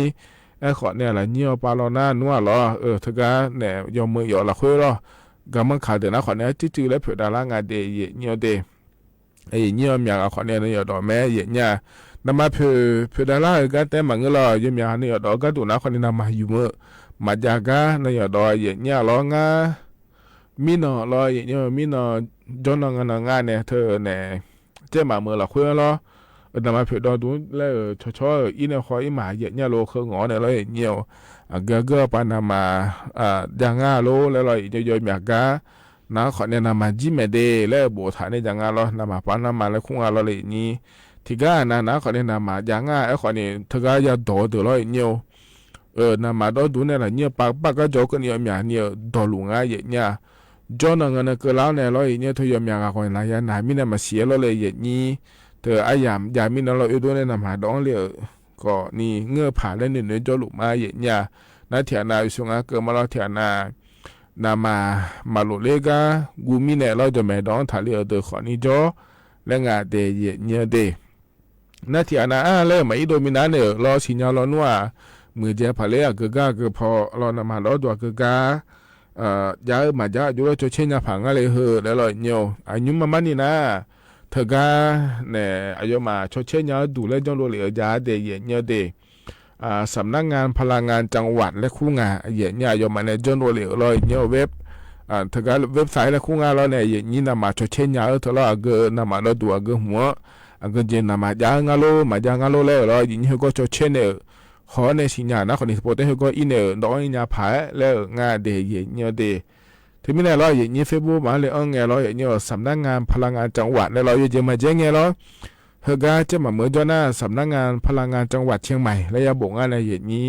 จะหาเมื่อเจ้าหน้าเราเนี่ยสำนักงานพลังงานจังหวัดเชียงรายและบอกนะนำมาชดเชยด่วนด้วยเจ้างานเลยเฮก็อยู่มาล้อเฟซบุ๊กเฮก็อยู่หาแล้วบอกทันในจำแม่เดย์เนี่ยเดย์เฮกาจะมาเมื่อเราคุยนะขอเนี่ยเธอสำนักงานพลังงานจังหวัดเชียงใหม่และบอกนะเราเฟซบุ๊กเราคุยเราบอกนะดอลลาร์แม่อย่างเงี้ยดอลลาร์นะขอเนี่ยนำมาชดเชยเราก็นำมาเราตัวก็จางมาจางแล้วก็เลยเนี่ยจะเช่นยังไงไม่ได้แล้วโบฐานเนี่ยจะก็เลยเนี่ยขอเลยนะเลยเนี่ยนำมาเราดูก็แล้วนำมาเจจางเดเจจิงเดแล้วโบโดละแม่อย่างเงี้ยที่มีเนี่ยถึงก็เดือขอเนี่ยขอเนี่ยนำมาดอยเนี่ยไม่ได้เนี่ยเดเนี่ยนี่นะคนน้อยจนก็แล้วนะขอเนี่ยจะจะสาดูอย่างเงี้ยเธอเนี่ยช่วยยอมอย่างนี้กว่านาเนี่ยนำมาแล้วจนเราอยู่ก็ดุมเดลก็ดูเดลเลยเนี่ยดองเลยมีเนี่ยเราเนี่ยขอเนี่ยราชการนะยามเราคนละนานัวเธอนานัวมาสาวดูอย่างเงี้ยมาดูขอเนี่ยล้อแบบอย่างนี้นะขอเนี่ยราชการนะยามเราอย่างเงี้ยเธอเนี่ยเขาจะยามเราคุยนางเงี้ยโลแล้วคนไงยามอีโดเนี่ยดองอีทะเลอย่างเงี้ยแล้วถ้าเราไปในจักรเอกาดูเลยแม่อย่างเงี้ยเดือนนึงมุติเขาปาก็ดูนะขอนี้เราอย่างเงี้ยเนี่ยมาเราของี้เดนามานะยุ่งบุไม่เดแล้วทุเรศก็ไม่ยุ่งก็ขอนี้เราเลยอย่างนี้เทมิเนี่ยเราอย่างนี้นามานะขอนี้เรานาลุเราดอยเนี่ยไม่เดช่วงอันนี้เกิดเราถ้าก็จะไม่ชดเชยขอเนี่ยขอเนี่ยดอยเนี่ยแต่อย่างนี้ก็จะมาจะก็ดุงอะไรชดเชยขอเนี่ยเดอย่างนี้เดขณะขอเนี่ยให้ใจที่เกาะเรานามาเผื่อเราอย่างนี้ยังมีช่องเทลุมิเนี่ยเราจะกะเอกาได้เนี่ยบิสิบิกาเลเดยเนียวเดอันนั้นขอนี่ที่เกาะล้อเนียวอันนั้นใจที่เกาะก็ดูนะขอเนี่ยอุเยอุชาชอเชื่อพอปานเนเดยเนียวเดเธออุเยอุชาชอเชื่อพอปานเนจากการเอกาก็ดูนะล้อเนียวเฮกาเฮมีอันนั้นหลักหัวเดยเนียวเดเฮกาเฮมีอันนั้นหลักหัวล้อเนียวอันนั้นนี่เช่เนี่ยนี่เช่ยังก็นี่เดยเนียวเดเธอเดือดไทยมีเขาในระดับป่าก็ดูนะรอเยเนียวอุยจุเยยังไงเจเยเนี่ยรอเชฟยุ่งกันนี่แหละเลยจะเรียนยังไงเจเดไอ้ขอเนี่ยดังว่าป่าช่างเจเยเนียวดังว่าป่าช่างก็ดูนะขอเนี่ยสุ่มเชเวเนี่ยเชองศากันนี่แหละเลยช่างยังไงเจตัวยังไงเจเยเนี่ยที่มีในรอเยนี้ ชาหลอก็อย่าเดินหน้าขอเนี่ยเจนหนาหลอเดยเนี่ยเดี๋ยวอยู่หอมาโดนธนามาเตอละพายเดยเนียวเฮหน้าขอเนี่ยยุ่มเฮกาอันดับเบียยามเฮละคุยล้อเย็นนี่นะทอนจวนเนี่ยจะกะเอกาดานเนี่ยบีซีบีกาเดยเนียวเฮกาหนาวเนี่ยล้อเดชาติบุ้มแล้วพนักหาดามาเนี่ยยุ่มเฮกาพอเนี่ยบินาหาดาเฮหน้าขอเนี่ยยังมีเกอเนี่ยชาดอช่างอาเดที่เขาลอยนะฮะเบียดามา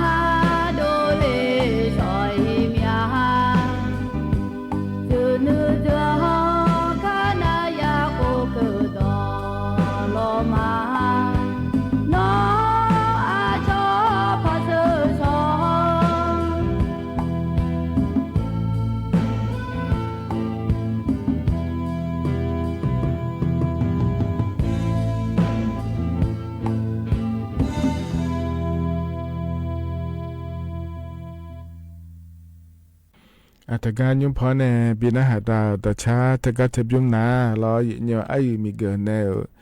ชาดอชางาเดยเนียวเดสมาคมอาคาหูบานเนดอชาแม่เยญาลอยอนาลัวเพราะเนี่ยบินาหดาเกนะหับยอดูเดยเนียวเดก็จะนอปาลาวเนี่ยนะฮะล่ายอนาลัวอุดุธรรมะเดยเนียวเดมาข้อปานเนี่ยนะฮะมาเฟบัวปานเนี่ยนะฮะมาลอยเยเนียวเยนี้นะฮะลูนะขอเนี่ยกดไลค์กดแชร์เธอเจ้าเนี่ยไม่ดียอนาลัวยากาเกิดผายล้อส่วนดังแบบยามเราคุยนะรอเยเนียวเยนี่เนี่ยถอนจ้อยามเราคุยเดือนนี้ผมตียอสือล้อดอลลาร์เมเดแล้วดอลลาร์เมเดแล้วรอเยเนียวอยากจะการแอกาตันเนี่ยแม่เยเนี่ยล้อถึงอายุที่เมเดเดือนนี้ผมตีในอนุทินชาวิรกรอินุมนายกเกิดรัวรอเยเนียวกันเลยนะ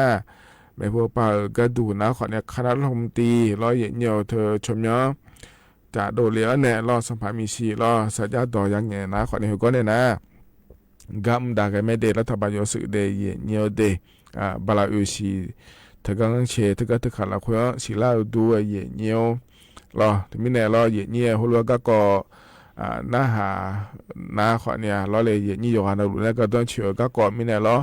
ฉันแทนเนี่ยน้าหาเนี่ยแต่เดยเนียวเดเขาเนี่ยเธอแต่มันเงยสวยนามาเผื่อก็อยากจะกะเอกะดันเนี่ยมาเดยเนียวเด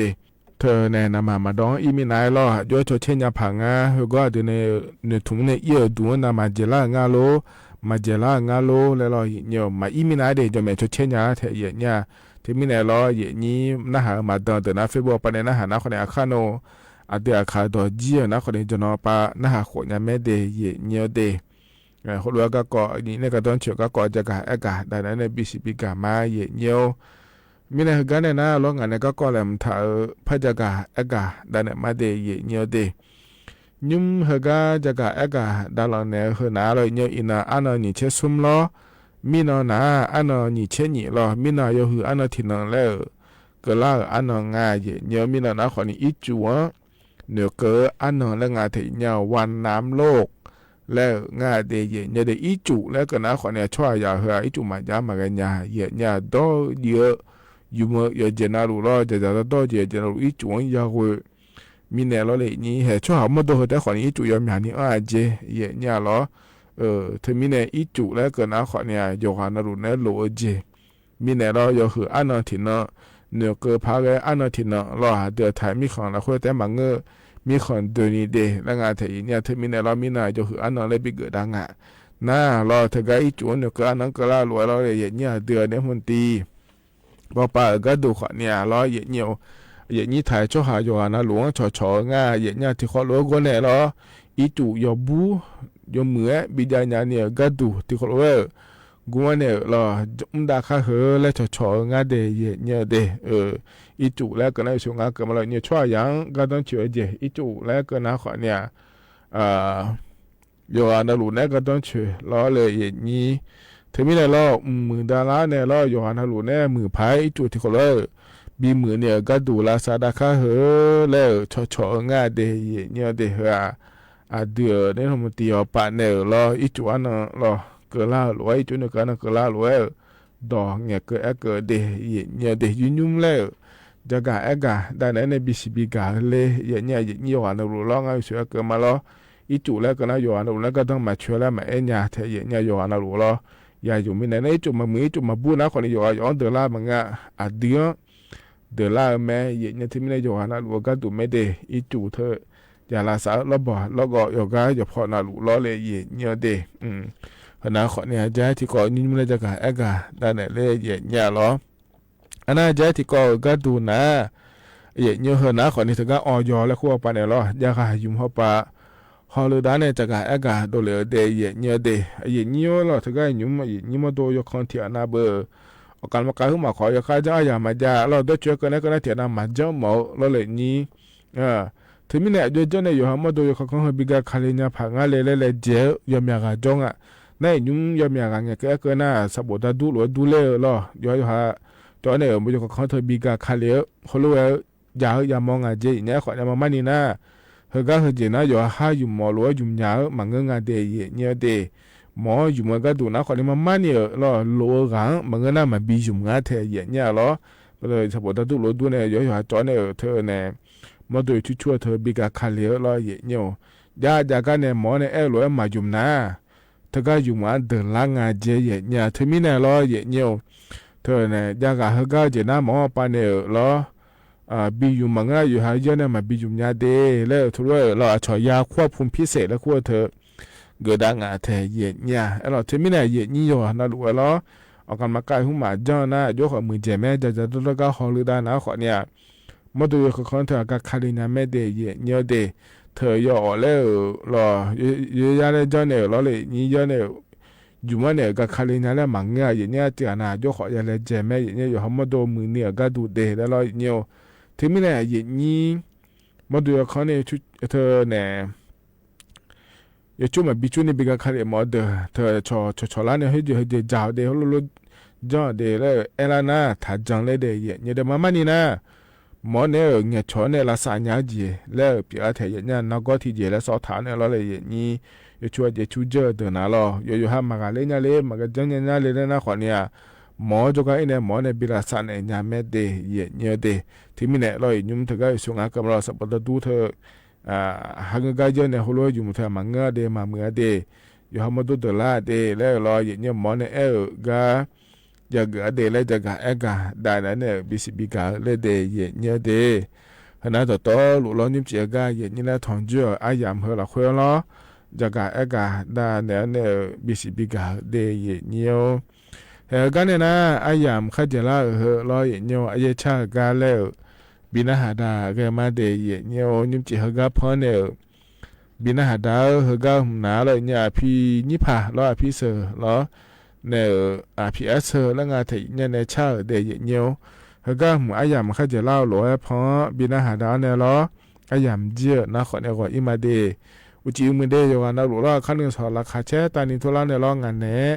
อายุเชื่อเหมือนนั้นนาลีเย่ล้านในหัวหลังเกินในที่ขอล้วนแล้วพัฒนาจุลมาเดว่าอิมาเดอุดุธรรมะงัดจีดอนี่ดอช่างละไม่เหรอชาวอย่าบีงามเช่นนี้หัว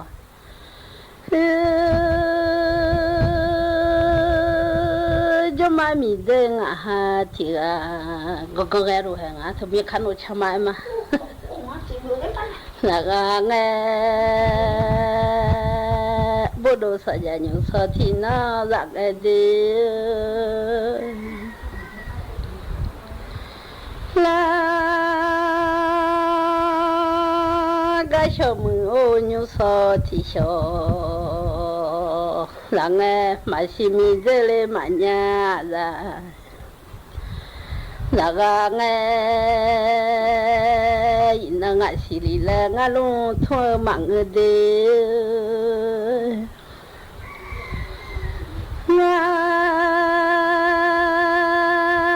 ญาจาโอลิเลงาดอ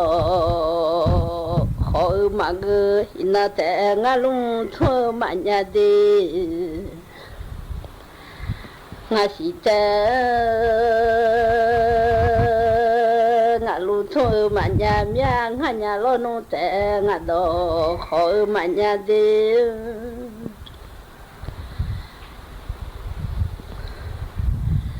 เบมีสุสิเดดอกกาองเอดอกจอมมาสุญญาดอกกาองเอดอกอาลอกาเง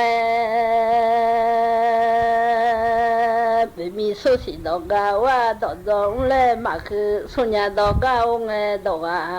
ลอเลยนี่มาคือมีมีเจงอาหาทิกาเด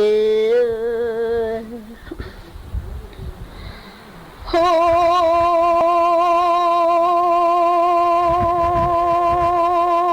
ลอดามาเดสิงห์ดอกละจามาลังลีอาหุบดามายังไงดอกชอมาวิลีลอยา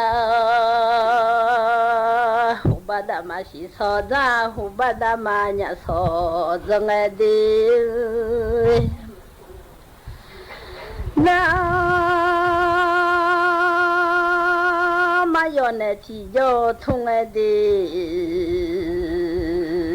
ดาบายโยสิโย那地有团有说的嘛，娘哎有多红哎的，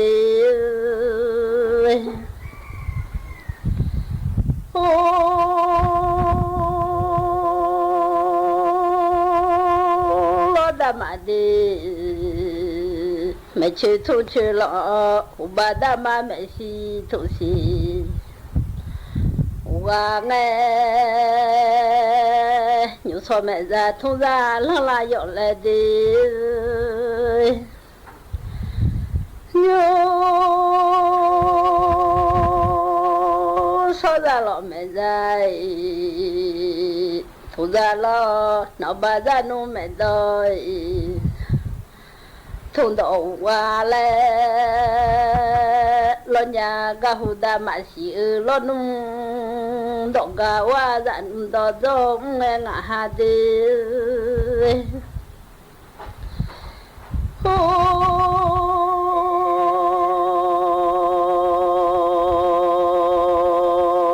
ba da ma o si soi do ga lo lu nyu ra no ma si za ga nghe mà xin ngã ra nó ba ra thu lũ nhà xe mà nhà ra nó ba ya nghe lũ nhà si so giờ ada nhà so giờ da đều li se so thế nhị đó phải đó đông nhà so chơi xuống đó phê đó ai nó nghe cha mi thì thầm mà ya lại đi cha mi đó thì chơi mà phải ra chỉ mi nhà ô chơi thì đã mà đâu phải nhà lên nhà cho mà mi dê ngã ha thì là ra như sao mà chỉ xong ra như nung mà ngư đê mà nhà lo nung ô xong ra ra mà ngư mà chỉ cho mà mi dê mà nhà lo nung cho mà mi mò ra ga nghe cả mi lệ lũ thơ mà thơ mò mi thơ mà ra từ ô đê xe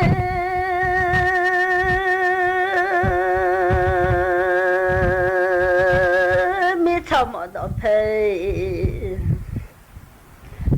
nó ra thùng nhà mi thơ ca đó phê đó lo ga nghe mà cha đó chỉ cho ra cho lo bạn là đi mà cha đôi thà na lên mà đi mà chỉ cha lo nung lên trên ra ra ra đủ lo na mà chỉ ra cho dạy thật ra là lo lẽ cả mi ra khá cho mò mi ra khá bà mười từ ô mà ô trên mà yo do mà mi từ xe lên ngã hai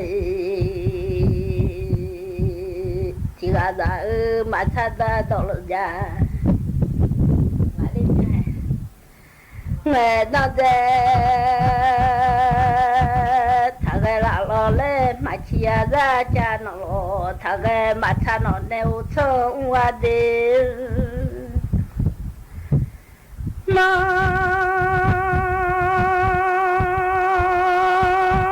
chia cha ô cha nghe nó lo mà cái lìa mà chia cha nó khơi chơi ẩm qua mi dê mà xí ra hơ lơ thà kha mà nhà lo nung ra hơ lơ thà chơi đê mà ထုံနာချလာကိုမညာမိသေးစာထုံနာလာလာရှိညမမိသေးငါဟာချီလာသာမရှိအနုခစီတီတော့ငငယ်သေးမာတာခတာတီခချုံငယ်သေး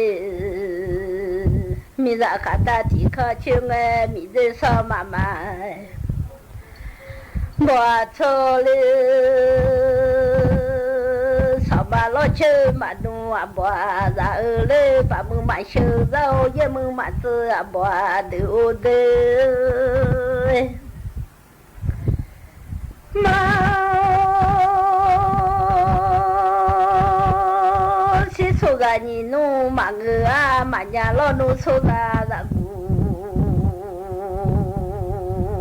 မငါဟာမရှိကြောမမီဒငငယ်ဘယ်မီဆိုစီသာနာမဒူဆိုညာလို့နူသာနာမဖညာလဲနေငယ်မရှိအနုခစီတီတော့ငယ်မတမီသာခတာတီခချုံငယ်တဲ့မာ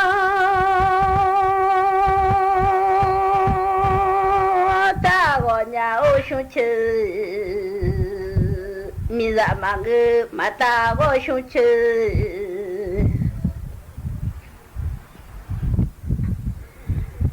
မိဇာမငေငယ်မတာကိုမိမကြောဖဲဇာညာတမီယာကိုမိမချူခါမခလေးတမီယာကိုမိမချူမဲမလာဒေ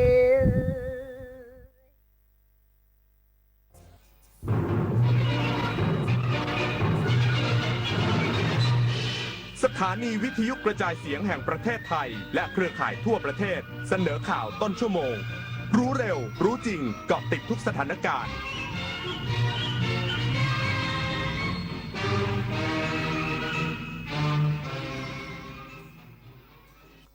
รับฟังข่าวต้นชั่วโมง 22 นาฬิกากับผมบุญมาศรีมาศครับ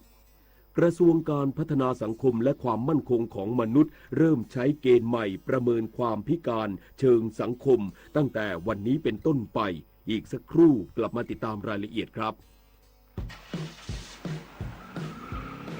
เพื่อนจะรีบไปไหนสตาร์ทรถทิ้งไว้ก่อนเดี๋ยวขึ้นไปเอาของบนออฟฟิศแป๊บนึง หยุดเลยสตาร์ทรถทิ้งไว้เปลืองน้ำมันนะแค่ไม่กี่นาทีเองพลังงานไม่หมดโลกมั้งคำว่าแค่แป๊บเดียวของทุกคนรวมกันหมายถึงพลังงานมหาศาลที่ถูกทิ้งไปเปล่าๆเลยนะจริงด้วยนึกว่าเรื่องเล็กแต่มันเป็นเรื่องใหญ่กว่าที่คิดอีกนะเนี่ยร่วมกันประหยัดพลังงานเพื่อประเทศชาติและโลกของเราข้าราชการคือพลังขับเคลื่อนประเทศภายใต้นโยบายรัฐบาลดิจิทัลพัฒนาบริการภาครัฐเพื่อประชาชนให้รวดเร็วเข้าถึงง่ายและเป็นธรรมด้วยปณิธานซื่อสัตย์ต่อหน้าที่ยึดมั่นความดีมีจิตมุ่งบริการสืบสารงานเพื่อปวงประชาทุกภารกิจยึดมั่นหลักธรรมาภิบาล1 เมษายนวันข้าราชการพลเรือนร่วมทำงานด้วยหัวใจเพื่อประเทศไทยที่ก้าวหน้าและยั่งยืนวิกฤตพลังงานวิกฤตตะวันออกกลางวิกฤตพลังงานเชิญชวนคนไทยประหยัดไฟฟ้ากันตั้งแต่วันนี้เริ่มง่ายๆปิดไฟที่ไม่ใช้ปิดเครื่องใช้ไฟฟ้าที่ไม่จำเป็นปรับอุณหภูมิเครื่องปรับอากาศที่ 26 องศาเซลเซียสสวมเสื้อผ้าระบายอากาศงดการสวมสูทเดินขึ้นลงบันไดในอาคารแทนการใช้ลิฟต์ลดรายจ่ายลดใช้พลังงานร่วมฝ่าวิกฤตครั้งนี้ไปด้วยกันข้าราชการคือพลังขับเคลื่อนประเทศภายใต้นโยบายรัฐบาลดิจิทัลพัฒนาบริการภาครัฐเพื่อประชาชนให้รวดเร็วเข้าถึงง่ายและเป็นธรรมด้วยปณิธานซื่อสัตย์ต่อหน้าที่ยึดมั่นความดีมีจิตมุ่งบริการสืบสารงานเพื่อปวงประชาทุกภารกิจยึดมั่นหลักธรรมาภิบาล1 เมษายนวันข้าราชการพลเรือนร่วมทำงานด้วยหัวใจเพื่อประเทศไทยที่ก้าวหน้าและยั่งยืนกระทรวงการพัฒนาสังคมและความมั่นคงของมนุษย์คิกออฟเริ่มใช้เกณฑ์ใหม่ประเมินความพิการเชิงสังคมตั้งแต่วันนี้เป็นต้นไปเปิดทางผู้พิการตกหล่นเข้าถึงสิทธิ์ทั่วถึง นายอัคราพรหมเผ่ารัฐมนตรีว่าการกระทรวงการพัฒนาสังคมและความมั่นคงของมนุษย์เป็นประธานเปิดงานคลิกออฟเริ่มต้นการประเมินความพิการจากปัจจัยทางสังคมหรือพฤติการแวดล้อมอย่างเป็นทางการพร้อมกล่าวว่ากระทรวงการพัฒนาสังคมและความมั่นคงของมนุษย์ปรับปรุงหลักเกณฑ์การประเมินความพิการจากเดิมที่อิงด้านสาธารณสุขเป็นหลักมาสู่การประเมินบนมิติทางสังคมมากยิ่งขึ้นไม่เพียงเป็นการเยียวยาแต่เปิดโอกาสให้ผู้พิการที่ยังไม่เคยผ่านเกณฑ์ขอบัตรคนพิการสามารถเข้าถึงสิทธิ์ได้มากขึ้นซึ่งไม่เพียงเงินช่วยเหลือรายเดือนเท่านั้นแต่ยังรวมถึงโอกาสในการกู้ยืมเงินเพื่อการประกอบอาชีพการพัฒนาคุณภาพชีวิตและโอกาสในการมีชีวิตที่มั่นคงยิ่งขึ้นด้านนางสาวสนธยาบุญยภูสิทธิ์อธิบดีกรมส่งเสริมและพัฒนาคุณภาพชีวิตคนพิการกล่าวว่าได้จัดทำคู่มือการวินิจฉัยและตรวจประเมินอย่างรอบคอบเพื่อลดการใช้ดุลยพินิจของผู้ประเมินโดยใช้ระบบเช็คลิสต์และต้องผ่านเกณฑ์การประเมิน3ส่วนที่สอดคล้องกันโดยไม่จำเป็นต้องมีใบรับรองแพทย์ผู้ที่มีคุณสมบัติสามารถยื่นขอมีบัตรประจำตัวคนพิการได้ตั้งแต่วันนี้ณสำนักงานพัฒนาสังคมและความมั่นคงของมนุษย์จังหวัดทั่วประเทศหรือโรงพยาบาลที่มีศูนย์บริการแบบเบ็ดเสร็จโดยคาดว่าจะมีผู้พิการที่ตกหล่นเข้าสู่ระบบได้ราว 100,000 คนนิตยาคุณสิมรายงานบริษัทปตท.จำกัดมหาชนเผยแพร่ข้อมูลเพื่อสร้างความเข้าใจที่ถูกต้องเกี่ยวกับโครงสร้างราคาน้ำมันในประเทศไทยบริษัทปตท.จำกัดมหาชนชี้แจงสถานการณ์น้ำมันและกระบวนการจัดการต้นทุนหลังเกิดความเข้าใจคลาดเคลื่อนเกี่ยวกับกำไรของโรงกลั่นพร้อมทำความเข้าใจเกี่ยวกับค่าการกลั่นหรือ GRM ที่หลายคนเข้าใจผิดว่าเป็นกำไรเต็มๆของโรงกลั่นโดยระบุว่าค่าการกลั่นคือส่วนต่างระหว่างราคาน้ำมันสำเร็จรูปและราคาน้ำมันดิบเท่านั้นไม่ใช่กำไรที่โรงกลั่นได้รับทั้งหมดเพราะยังมีต้นทุนแฝงอื่นๆในช่วงสงครามค่าประกันภัยอาจพุ่งสูงถึง100เท่าและค่าขนส่งเพิ่มขึ้นถึง5เท่าค่าแรงพนักงานค่าไฟค่าเชื้อเพลิงในโรงกลั่นค่าซ่อมบำรุงและดอกเบี้ยธนาคารทั้งนี้ประเทศไทยต้องนำเข้าน้ำมันดิบถึง92%โดยมีราคาน้ำมันถูกติดกับสถานการณ์โลกขณะที่เงินกองทุนน้ำมันไม่ถูกนำไปอุดหนุนกลุ่มทุนใหญ่แต่จะช่วยลดราคาน้ำมันให้แก่ผู้บริโภคโดยตรงนพศรแก้วคำรายงานรัฐบาลเร่งพัฒนาระบบพยากรณ์และเตือนภัยล่วงหน้ามาบริหารจัดการแผนทรัพยากรน้ำของประเทศเพื่อรับมืออุทกภัยและภัยแล้งอย่างมีประสิทธิภาพนายภาราดร ปริศนานันทกุลรัฐมนตรีประจำสำนักนายกรัฐมนตรีกล่าวปาฐกถาพิเศษในงานวันน้ำโลกประจำปี 2569 ว่ากลุ่มเศรษฐกิจฐานรากหรือกลุ่มเปราะบางทั้งสตรีเด็กผู้สูงอายุและผู้พิการมักได้รับผลกระทบจากอุทกภัยและภัยแล้งรุนแรงกว่ากลุ่มอื่นจึงจำเป็นต้องมีมาตรการดูแลอย่างเหมาะสมและฟื้นฟูได้ทันท่วงทีจึงจำเป็นต้องพัฒนาโครงสร้างพื้นฐานที่จำเป็นพัฒนาระบบพยากรณ์และเตือนภัยล่วงหน้าซักซ้อมการอพยพวางแผนการบริหารสถานการณ์โดยเฉพาะการปรับรูปแบบการบริหารจัดการน้ำจากเดิมในลักษณะแนวดิ่งไปสู่การบริหารจัดการแบบก้างปลาแต่ช่วยให้การบริหารจัดการน้ำช่วงน้ำหลากมีประสิทธิภาพมากขึ้นอย่างไรก็ตามขอให้ประชาชนติดตามสถานการณ์น้ำและเตรียมความพร้อมในการดำรงชีวิตและอพยพหากเกิดภัยพิบัติพร้อมย้ำว่ารัฐบาลให้ความสำคัญกับกระบวนการวางแผนและการตัดสินใจด้านทรัพยากรน้ำทั้งในระดับชุมชนและในเวทีระหว่างประเทศสะท้อนถึงจุดยืนของประเทศไทยในการร่วมขับเคลื่อนประเด็นน้ำกับนานาประเทศเพื่อการพัฒนาที่ยั่งยืนในทุกมิติปิยาพันธ์ยังเทียนรายงานคิดจะใช้คิดถึงอนาคตช่วยกันลดช่วยกันประหยัดพลังงานจบข่าวบุญมาศรีมาศอ่านรับฟังข่าวครั้งต่อไปเวลา 23 นาฬิกาวิทยุแห่งประเทศไทยให้ความรู้คู่ความสุข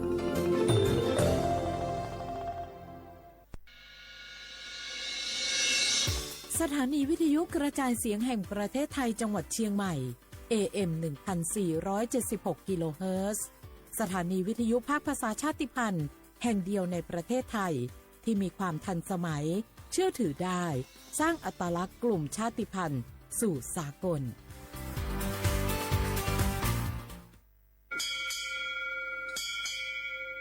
โอโบดาจ้า โอมิชเปอร์ เหมยซุงคา ปอกว่า ย้อซง โอดูทามา สถานีวิทยุภาษาชาติพันธุ์แห่งเดียวในประเทศไทย ทันสมัยเชื่อถือได้ แล้วพบกันที่ สวทเชียงใหม่ AM 1476 กิโลเฮิรตซ์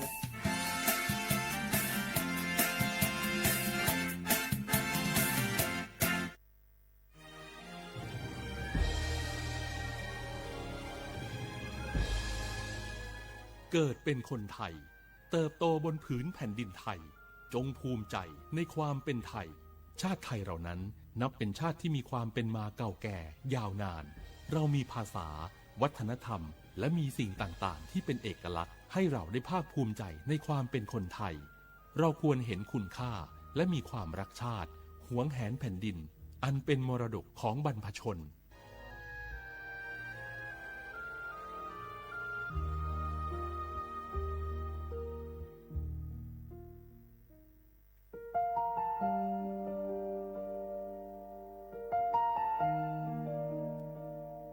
ขอน้อมเกล้าถวายอาลัยสมเด็จพระพันปีหลวงพระแม่แห่งแผ่นดินผู้ทรงเมตตาเหนือเกล้าขอพระองค์เสด็จสู่สวรรคาลัยข้าพระพุทธเจ้าข้าราชการและเจ้าหน้าที่สถานีวิทยุกระจายเสียงแห่งประเทศไทยจังหวัดเชียงใหม่กรมประชาสัมพันธ์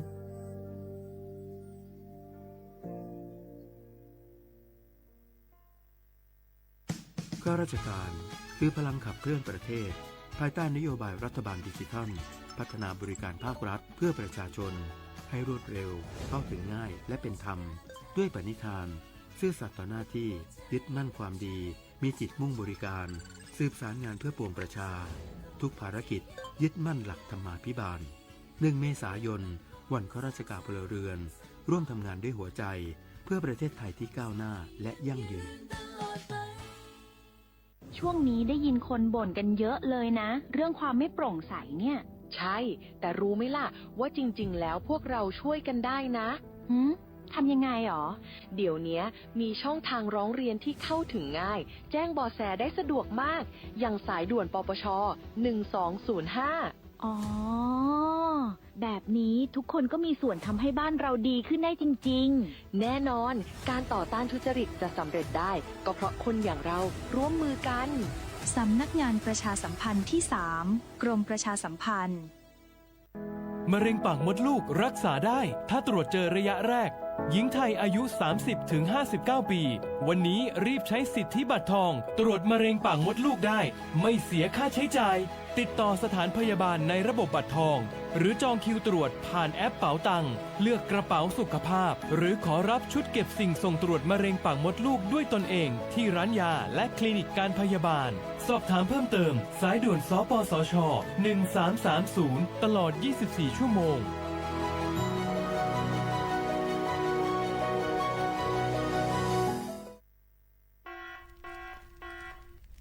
จ่องหู้คาหือป้อถ่องจึงไทยพบทบยาปัญหาการเผา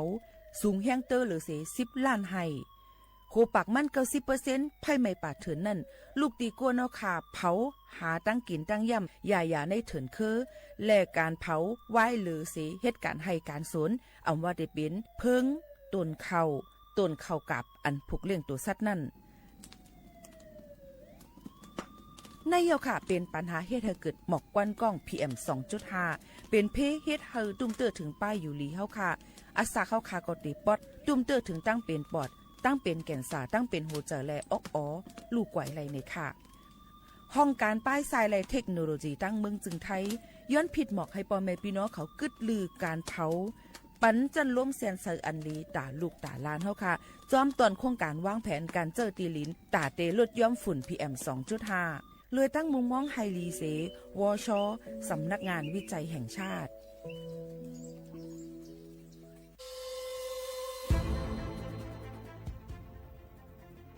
ย้อนผิดหมอกพี่น้องเขามาโฮมเป็นจุ้มเหลียวกันดั้งเจดอนเก้งใหม่ โฮมกันแกลิดปัญหาไฟไหม้ป่าเถินหมอกควันก้องควันโมและฝุ่นเล็กๆ PM 2.5 ค่ะสั่งว่าโชพันไฟไหม้กับสืบกว่าตึงลาดไลตีอองตีแกลิดปัญหาไฟไหม้ป่าเถินและหมอกควันเจดอนเก้งใหม่หมายโฟน0531128008ในค่ะเจดอนเก้งใหม่ค่ะออกปักเบิงหมายมีเฮกังแกลิดปัญหาหมอกควันก้องควันโมและฝุ่นเล็กๆ PM 2.5เนื้อปืนตีเหลออันอ่ำเลยคว้างเฮาเผาผ่านมาดีแอปพลิเคชันไฟดีห้ามเผากำเร็วในนั้นค่ะอย่าไปเผาล้าอ่ำว่าได้เป็นตีกลางปางอองตีห้ามเผาเกยยุกยักไม่ดอกกูอันในค่ะแต่เอาวันที่1เดือน1อิงเกรด2เหงปลาย26ต่อถึงวันที่31เดือน5 2เหงปลาย26ในผู้เหลอเผาเฮ็ดผิดปักเปิงเตญาตัวตามตั้งผิดจำหนังปักเปิงหมายมีกำเหลวในนั้นค่ะเลยตั้งมุมมองไฮลีเซห้องการฐานฐาหน้าก่อกับสืบเจดอนเก้งใหม่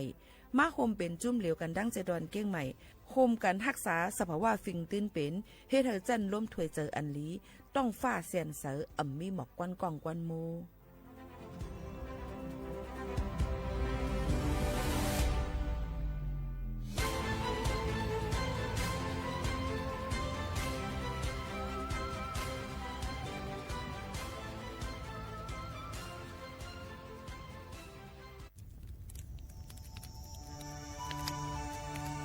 จ่องหู้คาหือ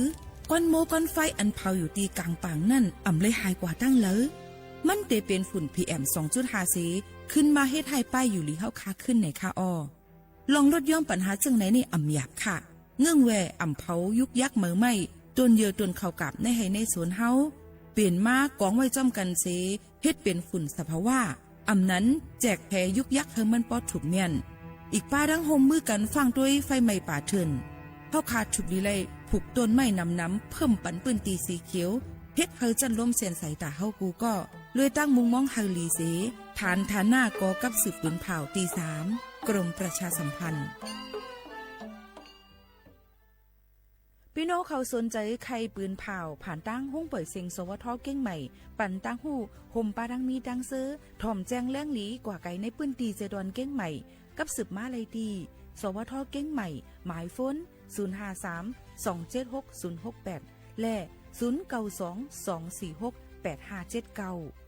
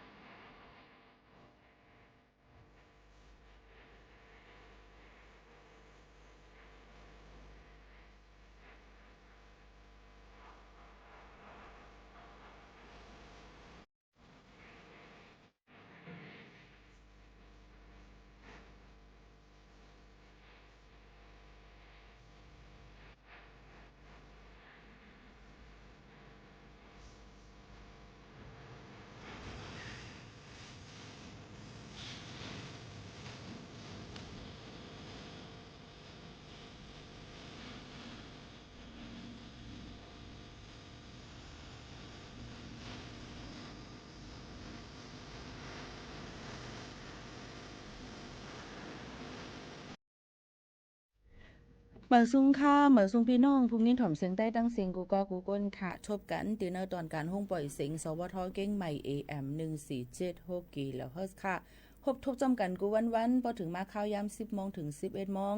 กลางเนื้อกลางค่ำอยู่จอมข้าวผู้ปืนเผาและผู้จัดรายการยิงโบข่าวโน้นสุภาวันเชื้อสารวินเป็นอุ้ยกออุ้ยเซปอแม่ปีน้องๆเขาในนั่นค่ะอ๋อตอนแต่ในวันมื้อในเฮาข่าวพบทบจำกันเสียถึงมาเนอวันจันทร์ที่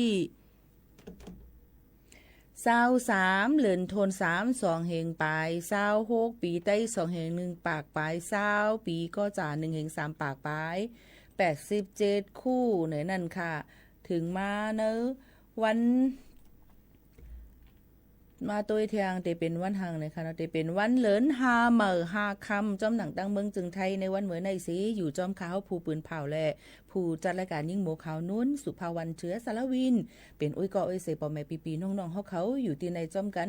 ย้อนเฮอปอแม่ปีน้องเขานั้นมีลงตังกัดจืนเย็นเจอขึ้นใหญ่เหมือซุงกันกูก็กูก้นในย้อนสู้ตึงเก่าถึงปันปอแม่ปีน้องๆเขาอยู่ค่ะพี่น้องเขา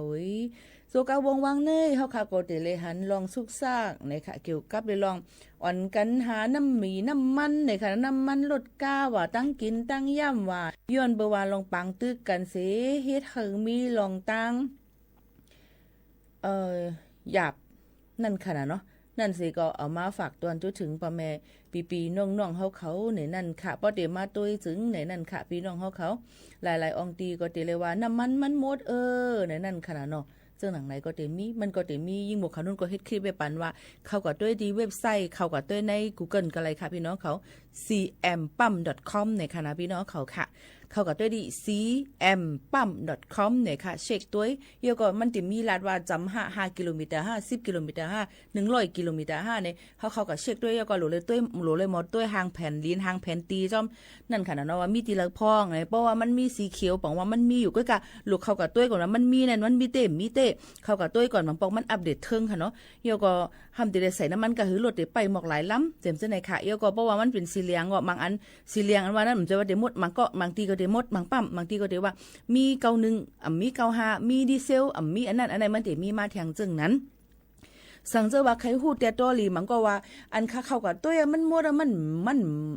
ที่เรียกว่ามันนั่นคะลงเนี่ยค่ะก็ฮู้ว่ากันนั้นมอกมีอยู่ในโทรกะหาปั๊มกันนั้นค่ะเฮาก็โหลดเสิร์ชเข้ากับด้วยแทงแต่เขายังมีดอกนึง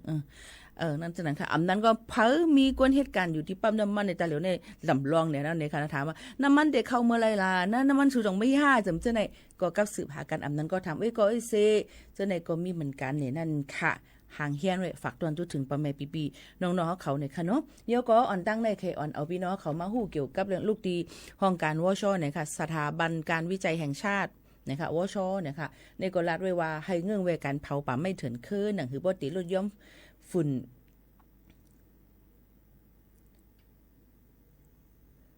PM 2.5 จำเจ้าหนังไหนคะเนาะปอแม่พี่น้องๆเขาลองตั้งเจ้าไหนสิก็ออกมาฝากตอนทุกถึงปอแม่พี่น้องเขาอย่าไปเผาป่าไม่เถินเคยอย่าไปกว่าหาพักวันพักมันในป่าในเถินเฮียบจำเจ้าไหนนะคะเนาะย้อนเปว่าเผาเฮียก็ดีจังออกขึ้นมาเฮียเฮียเฮาหมอกก้อนโมและร่วมเธอจะเอาค่ะอ่ำนี้จำเจ้าไหนฝากฟังไว้ปันกูก้นเจ้าหนังไหนค่ะพี่น้องเขาค่ะหรือเขาลือใจกันถ่อมได้เพียงความมันหูถูกใจกันเทียงลูกกวนค่ะนะจงขึ้นมาอุบโอจำกันแทงกำนึงว่ามีลองตั้งเจ้าหือแทงในนั่นค่ะเนาะพี่น้องเขาค่ะแต่เหลียวในก็ขอชมได้เพียงกว่ามันหูถูกใจกันกว่าค่ะชมอยู่ที่เราตั้งเลยหมอกรัดถึงกันเลยยินจมขอบเจอเด็ดๆว่าในเขาฝากตวนจุดถึงกันเจ้าหนังไหนยุ่มยามาติมีตื้อตั้งอันลีแล้วก็ฝากตวนจุดถึงพี่น้องเขาอย่าเขามีดังเสื้อสาเจอกันกูคนตั้งหมดตั้งสิ่งสีกำค่ะนะพี่น้องเขาค่ะ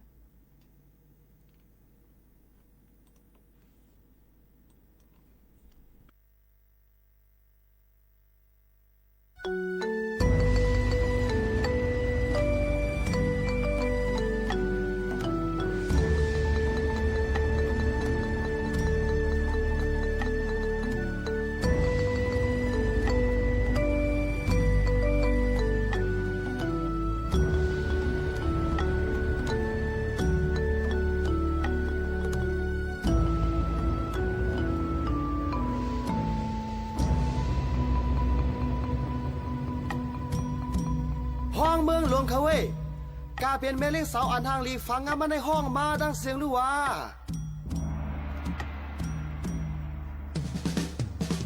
อ๋อนอดีค่ะหำพองเลยไล่ข้อปวงความสังย้อนมาดีค่ะตุยมือกูตาแม่เลี้ยงสาวเรางามเหมือนนางพี่ยอคิงลงมาอ่อนโนดีค่ะแก้มลอกแก้มปองเขียวงาตาอ่อนมนมนดีค่ะโดยมือกูบาแม่เลี้ยงสาวเรางามเหมือนนางพี่ยอคิงลงมาโหห่างกลางมังพัดเป่งเพ่งกันมาห่างลีห่างเล่าผิวขาวของจันดาอยู่เอาลูกล้างทำเข้าศาสนาบ่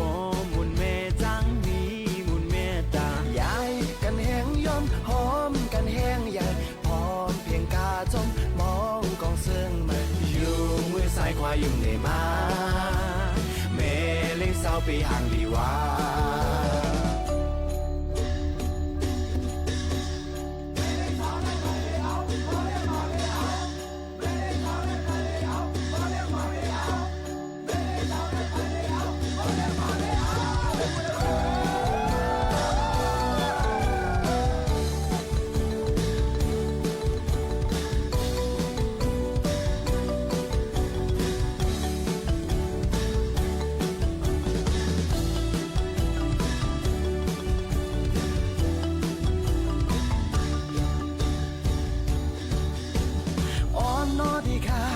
อำพองเลยเลยขอปวงความสั่งย้อนมาดีค่ะ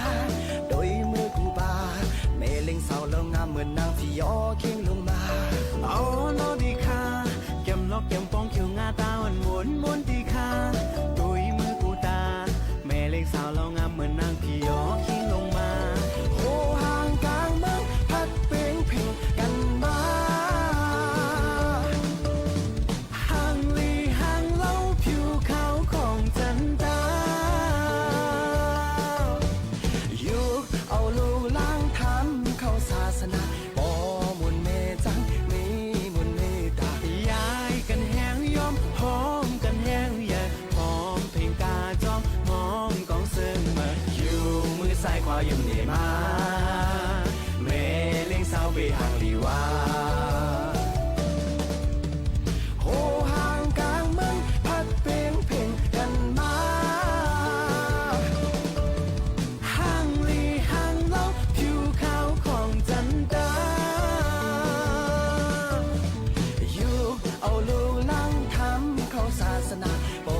มุนเมจังนี่มุนเมตายายกันแห้งยอมหอมกันแห้งแยกหอมเพลงกาจอมมองกองเสื่องมาอยู่มือซ้ายขวาอยู่ในมาแม่เลี้ยงสาวไปห่างดีว่าอยู่มือซ้ายขวาอยู่ในมาแม่เลี้ยงสาวไปห่างดีว่าอยู่มือซ้ายขวาอยู่ในมาแม่เลี้ยงสาวเอาหักสุขา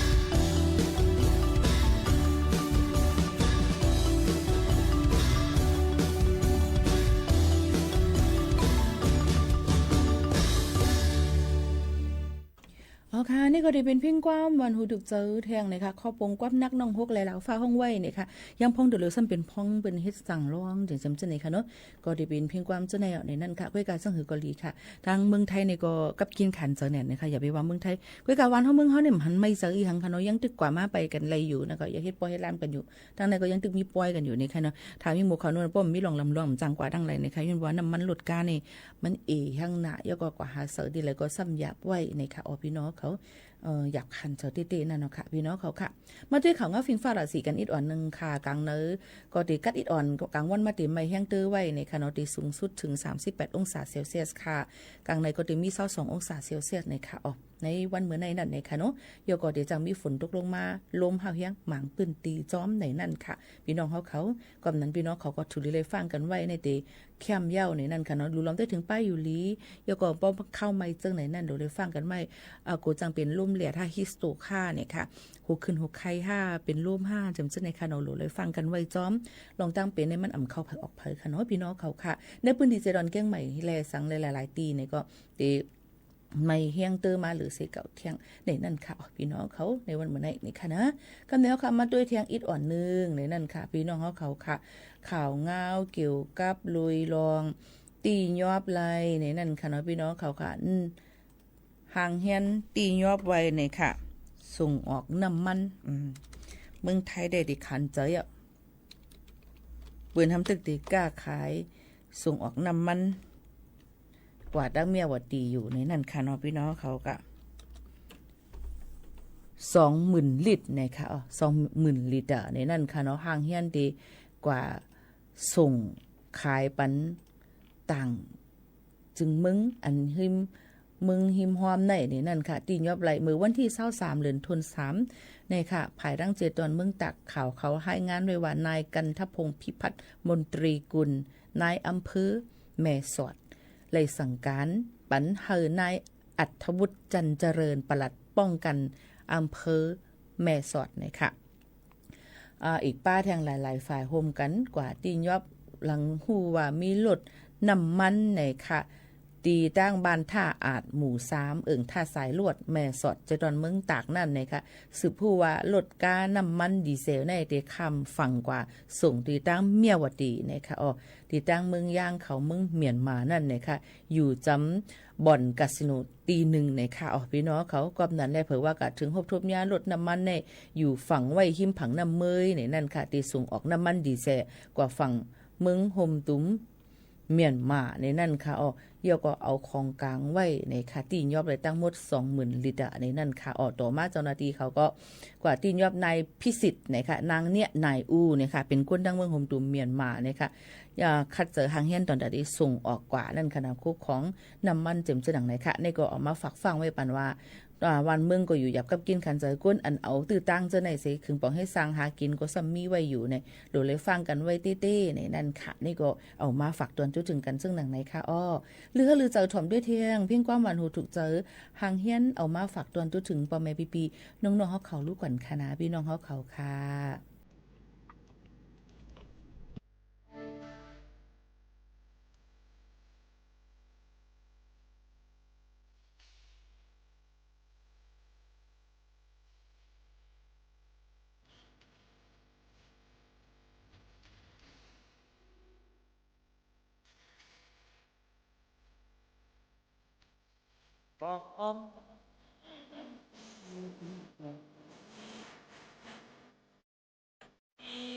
ตั้งลีออนมันเดินอันแรงอยู่เดือกลางอ่าวก็มีตั้งลีมันนั้นอ่อนไปนักให้ลอยคอวิธีกัดเอ็นเธอน้องเอ้ยก็ขัดวันมีใจเอ้ยใจเย็นจะเรียกหนังบอกไรเป็นคำนี้เมื่ออันเฮาให้นอกกอดนอนมีฮักเลยนั้นน้องจอมหันจอมน้องหันหักเสียงเลยที่มาเห็นอย่างเธอตั้งเส้นสายใจตั้งน้องก็ก่อนดีใจเอ้ยใจเลยจะรีบดาวบอกมาตั้งหาใจเลย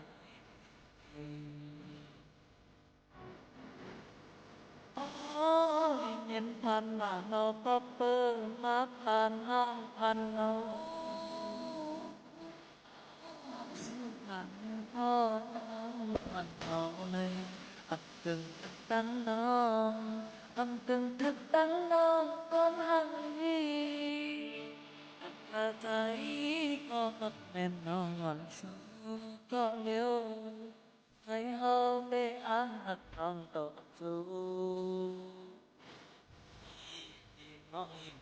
ตัดหา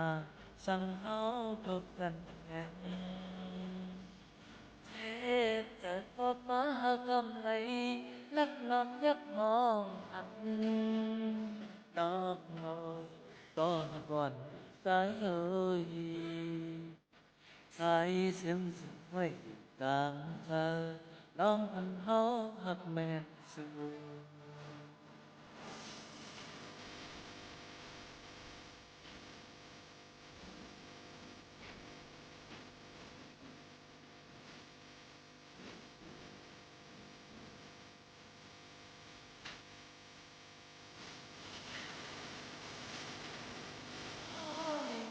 อันหนานอกก็เปิดมาผ่านห้างผ่านเงาผ่านมือพ่อตามก่อนเอาในอำกึ่งตั้งน้องอำกึ่งตั้งน้องก่อนหักอีใจพ่อเป็นน้องมันก่อนเดียวใจเฮาได้อันหักน้องต่อจูตีมองอยู่จนตัดหน้าฟังเอาทุกคนเห็นเทพกันพอมากำไรนักลองนักมองน้องเอ้ยก็หวั่นดีใจเอ้ยใจเสียงเสียงไม่ตามเธอน้องน้องหักแม่สื่อใจเสียงเสียงไม่ตามเธอลองอันเฮาหักแม่นสู่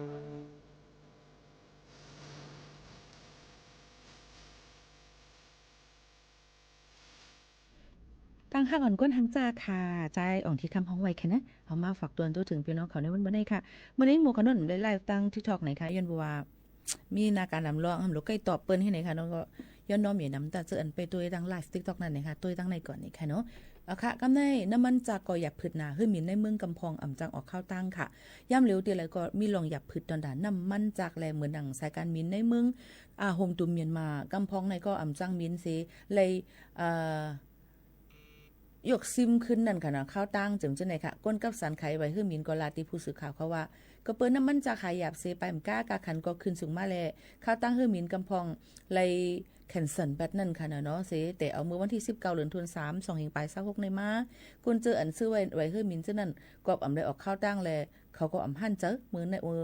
ว่ากลุ่มเลยซับเลี้ยงในปันรองในตั้งวันเย้าในนั่นค่ะย้อนเปิดสายการมินกำพองยกซิม8แลก้นเจออันซื้อไว้คือมินลงนานั่นถูกหลีต้องถามกดทัดด้วยว่าเจ้าเก่าจองป้าในข้าวตั้งอันเป็นแคนเซิลนั่นนั่นค่ะเนาะอำป้า5เต็มเจ้าในค่ะ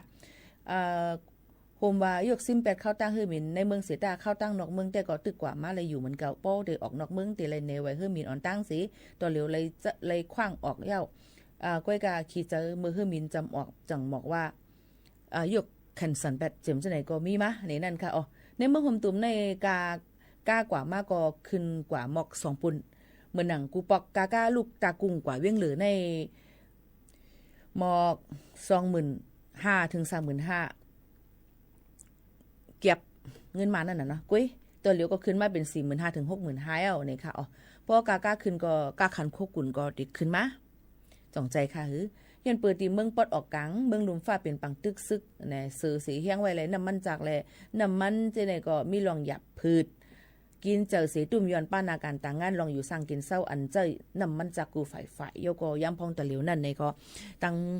ห้องปล่อยเสียงเอาค่ะก็ตึงมีหางเฮียนไว้ตอนแต่ที่ลดยอมพลังงานเนี่ยค่ะไฟฟ้าจำเจอในที่เฮ็ดจังหือเทียงก็ไปมาอัปเดตข่าวเงาจำกันเทียงว่าติลดยอมกาออกห้องปล่อยเสียง5ข้าวยามนั้นที่เป็นจังหือพองตะเหลียวก็น้ำมันในก็บ่เป็นดังเมืองกรุงเทพมหานครได้ก็อำหาหยาบค่ะมีเติมเลยตะเสบ่เป็นตั้งนอกเมืองนอกเวียงอยู่ไกลนอกเวียง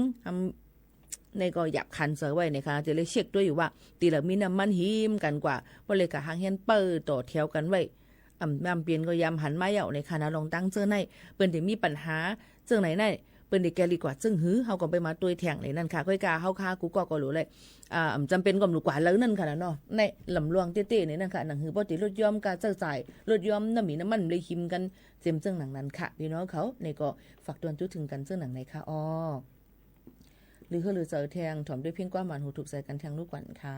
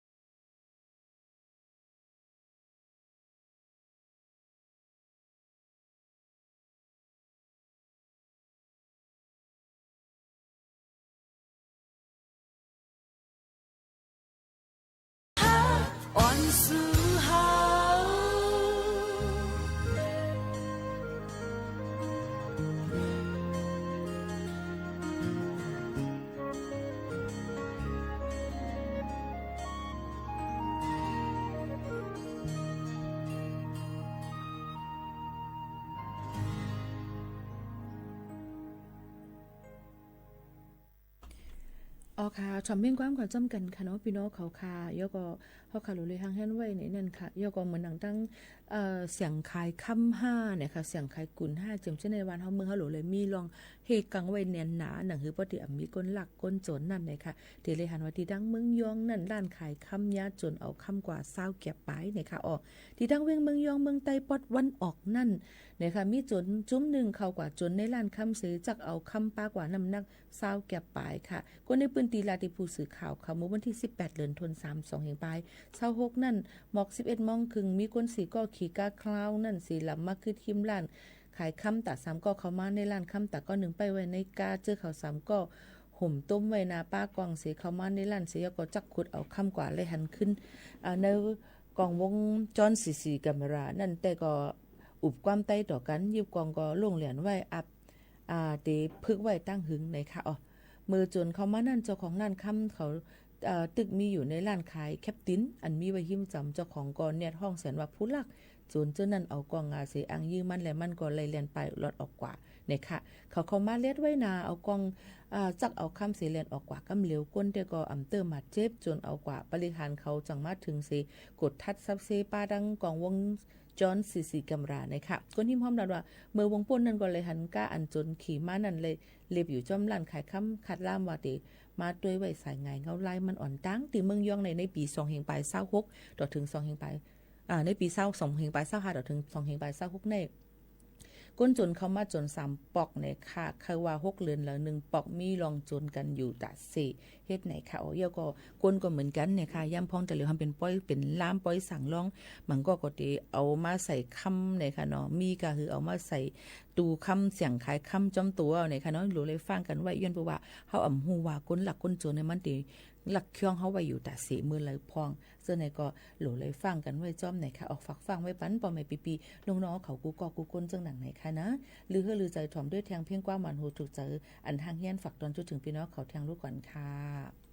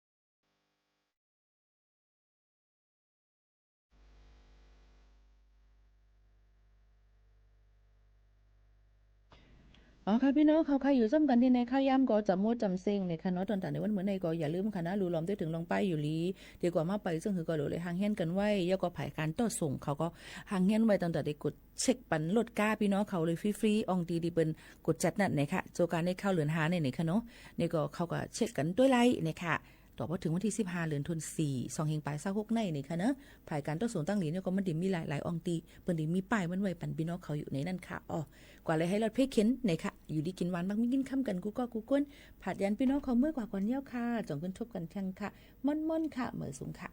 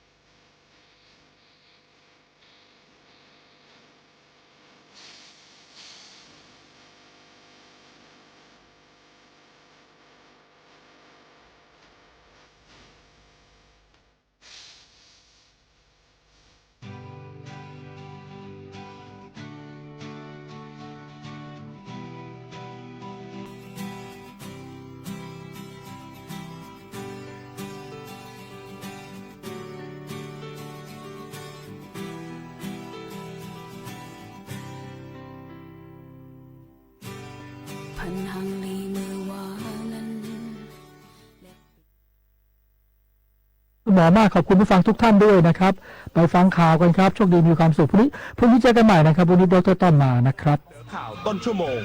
รู้เร็วรู้จริงเกาะติดทุกสถานการณ์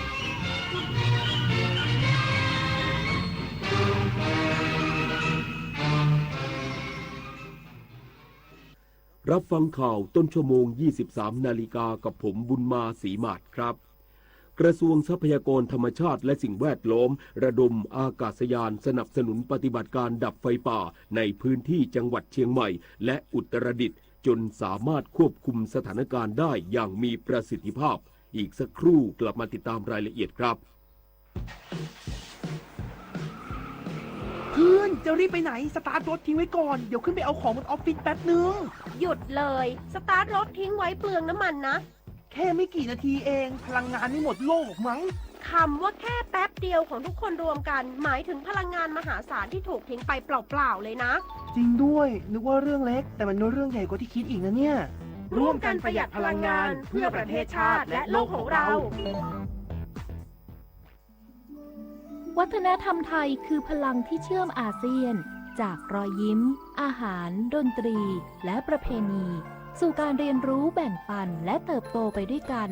การท่องเที่ยวสร้างมิตรภาพศิลปะเชื่อมความเข้าใจ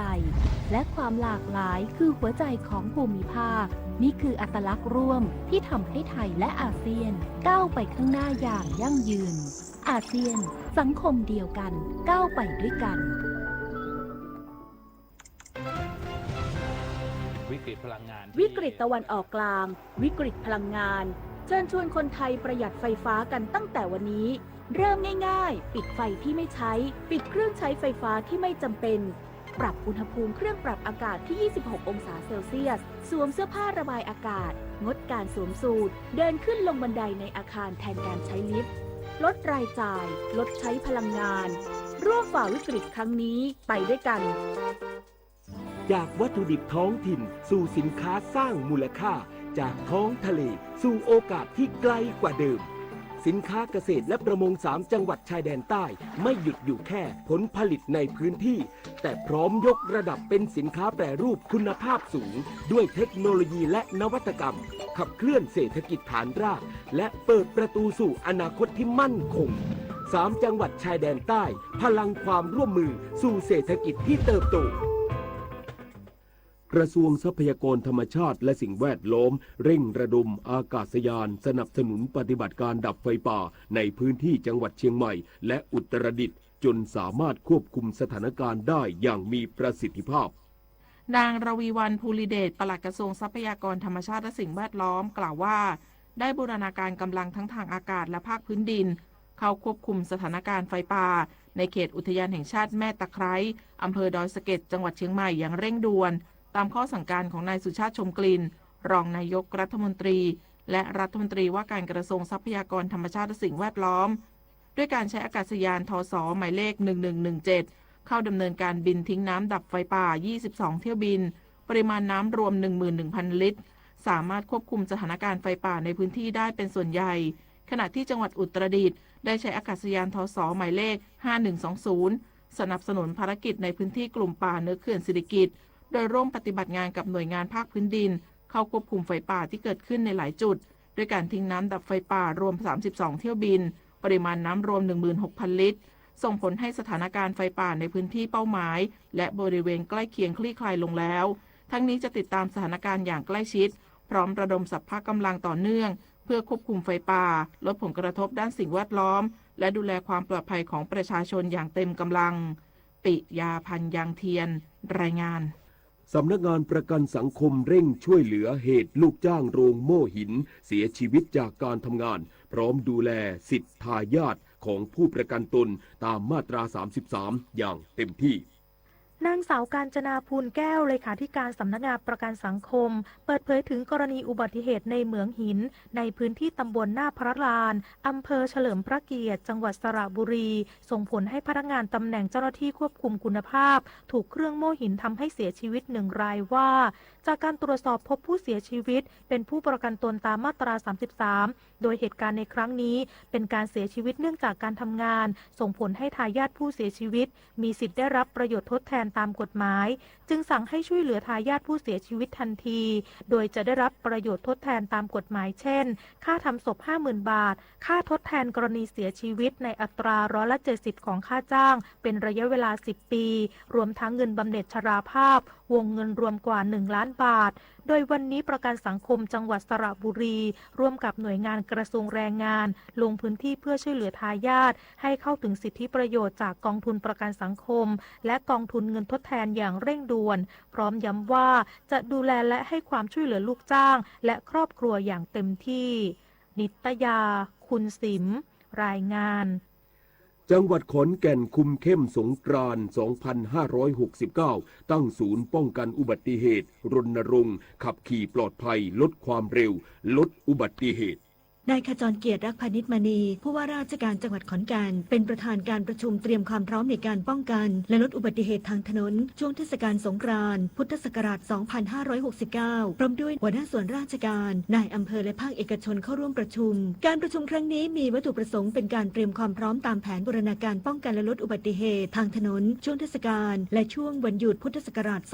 2569 โดยกำหนดแผนบูรณาการร่วมกับหน่วยงานที่เกี่ยวข้องภายใต้การรณรงค์ขับขี่ปลอดภัยลดความเร็วลดอุบัติเหตุพร้อมตั้งศูนย์ปฏิบัติการเฉพาะกิจณสำนักงานป้องกันและบรรเทาสาธารณภัยจังหวัดขอนแก่นศาลากลางจังหวัดขอนแก่นเพื่อเป็นศูนย์อำนวยการเฉพาะกิจบริหารจัดการและประสานการดำเนินงานปฏิบัติในช่วงเทศกาลสงกรานต์ทั้งนี้สถิติอุบัติเหตุช่วงเทศกาลสงกรานต์ปี 2568 ในพื้นที่จังหวัดขอนแก่นพบเกิดอุบัติเหตุ 26 ครั้งมีผู้บาดเจ็บ 24 คนและเสียชีวิต 6 คนโดยสาเหตุหลักมาจากพฤติกรรมเสี่ยงของผู้ขับขี่จังหวัดจึงเน้นย้ำให้ทุกหน่วยงานร่วมรณรงค์สร้างจิตสำนึกด้านความปลอดภัยและลดปัจจัยเสี่ยงบนท้องถนนเพื่อให้ประชาชนเดินทางอย่างปลอดภัยในช่วงเทศกาลสงกรานต์ปีนี้จิราพรมั่งคั่งสวทขอนแก่นรายงาน1 คนลดน้อย100 คนลดมากรวมพลังทั้งชาติไทยไม่ขาดพลังงานจบข่าวบุญมาศรีมาศอ่านรับฟังข่าวครั้งต่อไปเวลา 6 นาฬิกาติดตามข่าวที่นำเสนอไปแล้วได้ที่ www.thainews.prd.go.th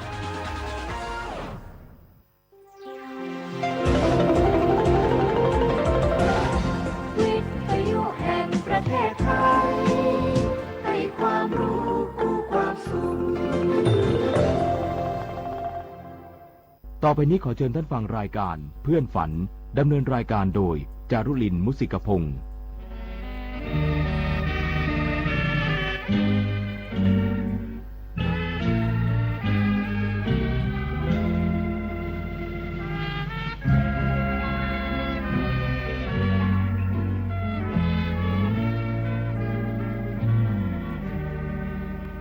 อยากมีเพื่อนร่วมฝันในวันนี้ วันที่มีเสียงเพลงบรรเลงวอนเดี๋ยวออดอ่อนเดี๋ยวเรื่องลื่นแสนชื่นบานเดี๋ยวสับสานเดี๋ยวโศกตรึงตรึงอาไทย มาถึงชั่วโมงที่2ของเพื่อนฝันวันจันทร์ที่ 23 มีนาคม 2569 โสมนัสควบคุมเสียงค่ะเพลงเมื่อเราเป็นไทยเป็นเพลงที่เราจะฟังเป็นเพลงแรกในชั่วโมงนี้นะคะคุณเฉลิมแก้วสมัยคุณสมใจตัดจินดาและคุณชวีวรรณเปลี่ยนพันผลเป็นผู้ขับร้องผลงานของคุณสมยศทัศนพันธ์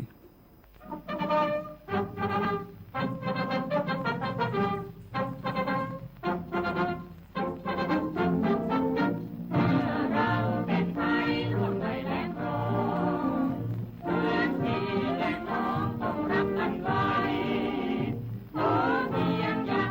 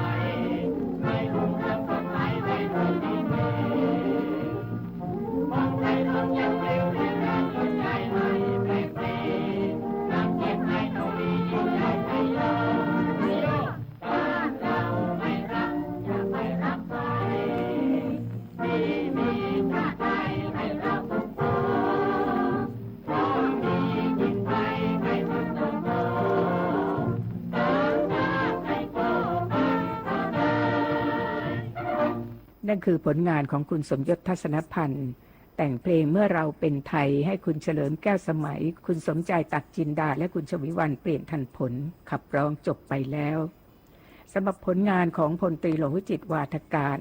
จากละครเรื่องเจ้าหญิงแสนหวีปี 2481 ค่ะชื่อเพลงไทยน้อยไทยใหญ่คุณประภัยกาญจนโภคินขับร้องนำนะคะ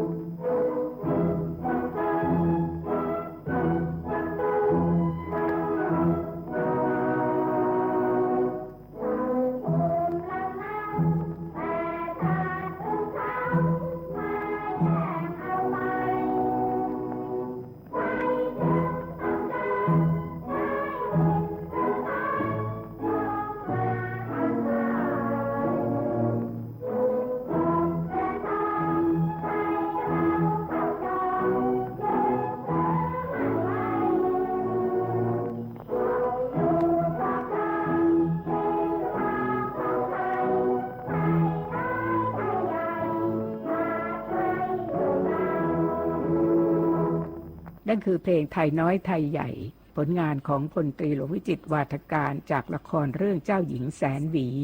แสดงเมื่อปี 2481 ท่านผู้ฟังเคยได้ยินเพลงบ้านแสนสุขใช่ไหมคะคงจะเคยได้ยินเสียงของคุณมาริสาอมาตยกุลแต่ต้นฉบับจริงๆนั้นเป็นเสียงของคุณเบญจาตุงคมณีค่ะบ้านแสนสุขเราจะฟังกันต่อไปนี้เลยผู้แต่งคำร้องใช้นามว่าช.สุวรรณนิตทำนองเป็นของนายเอื้อสุนทรสนานชื่อเพลงบ้านแสนสุขต่อด้วยสีนวลแปลงเป็นผลงานของคุณอมรแม้นเมืองแมนค่ะคุณประภัยอินทรบุตรบันทึกเสียง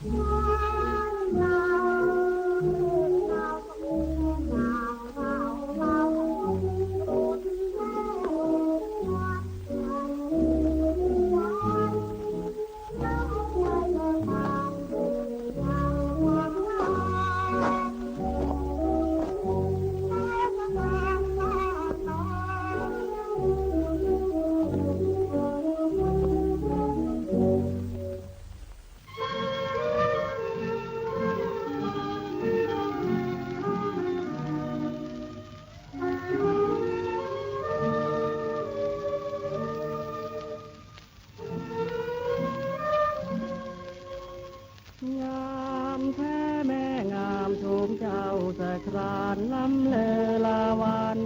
อยากพนอคลอกวันทุกวันนี้จางห่างเลยโฉมนวลแม่งามหยดย้อยทดช้อยชวนชมชื่นเคยแม่นวลสีเอ่ยรักเจ้าพี่เฝ้าแต่วอนยามเยื้องลีลาพิธานงสมเป็นเทวีตลอดร่างยวนยี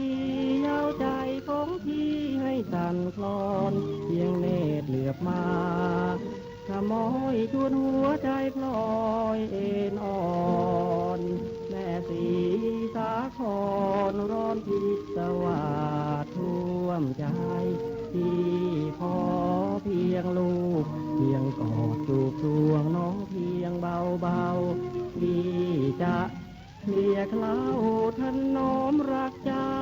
ฝันไปคอยวันคอยคืนคอยนางหลงครวนหวนให้ขอน้องอยู่คู่ใจแม่สีจงได้เมตตา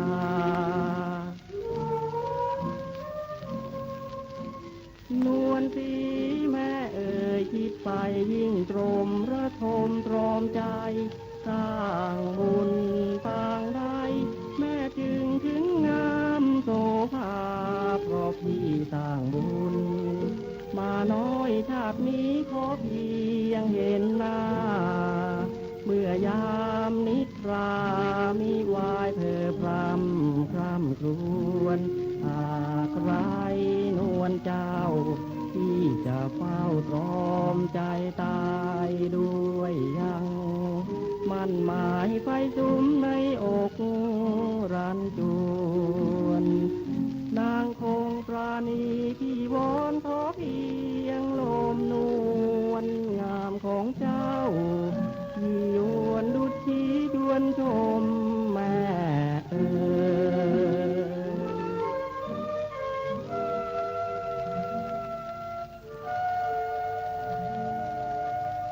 เพลงบ้านแสนสุขซึ่งได้รับเพลงนี้มาจากสมาชิกลายเพื่อนฝันนะคะและที่เพิ่งจบไปก็คือสีนวลแปลง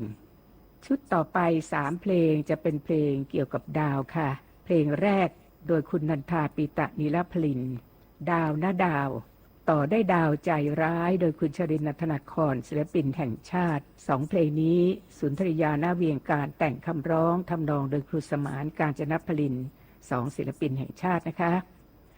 ดาวที่3คือดาวประดับเมืองคุณสุเทพวงศ์กำแหงและคุณเสาลีภกพันธ์2ศิลปินแห่งชาติเป็นผู้ขับร้องค่ะผลงานพระนิพนธ์ของพระนางเธอลักษมีลาวัลย์ด้านคำร้องทำนองโดยครูสลายไกรเลิศ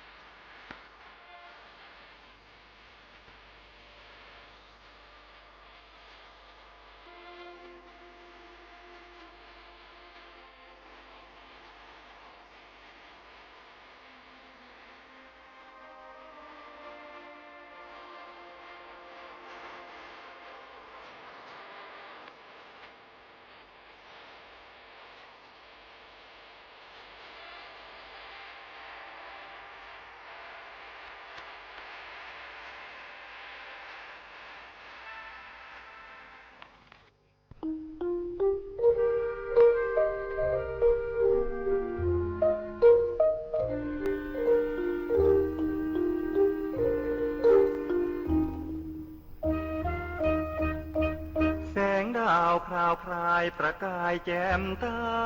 ต่างดวงฉายมาประดับแทนฟ้านภาลัยเมื่อมองดวงดาวทุกคราวฉันร้าวรานใจเห็นดาวพริบตายั่วมาแต่ไกลโอ้ดาวชะไหนเย้ยยิ้มหัวเห็นดาวพราวตาต่างพากันเย้ยช่างเหมือนฉันเคยโดนคู่ชูเชยเย้ยเยาะยั่วเจอกันคราใดทั้งกายทั้งใจเต้นรัวเขาแอบพริบตาแอบยิ้มแอบยั่วแอบทำให้หัวเย้ยใยพายตาผู้นี้เคยวิ่งเคยวอ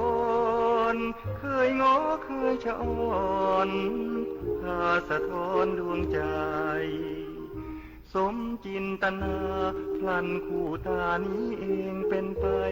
รีบเย้ยเยาะให้ฉันอกใจระทมขมขื่นหวังเพียงบรรเทาโศกเศร้าราที่ถูกพริบตาจึงนั่งชมฟ้าพอได้ชื่นกลับเห็นดาราพริบตาเย้ยซ้ำทุกค่ำคืนร้ายจริงนะดาวจะไม่ให้ชื่นโศกวันโศกคืนหรือไรเอ่ย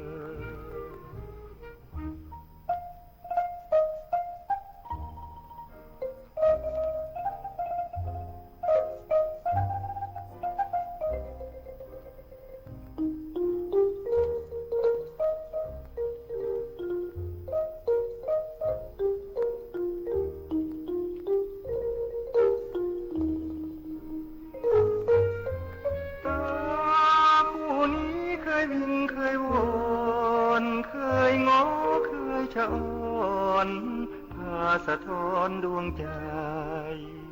สมจินตนาพลันคู่ตานี้เองเป็นไป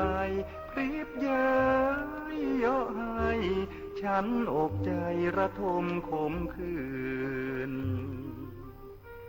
หวังเพียงบรรเทาโศกเศร้าราที่ถูกพริบตาจึงนั่งชมฟ้าพอได้ชื่น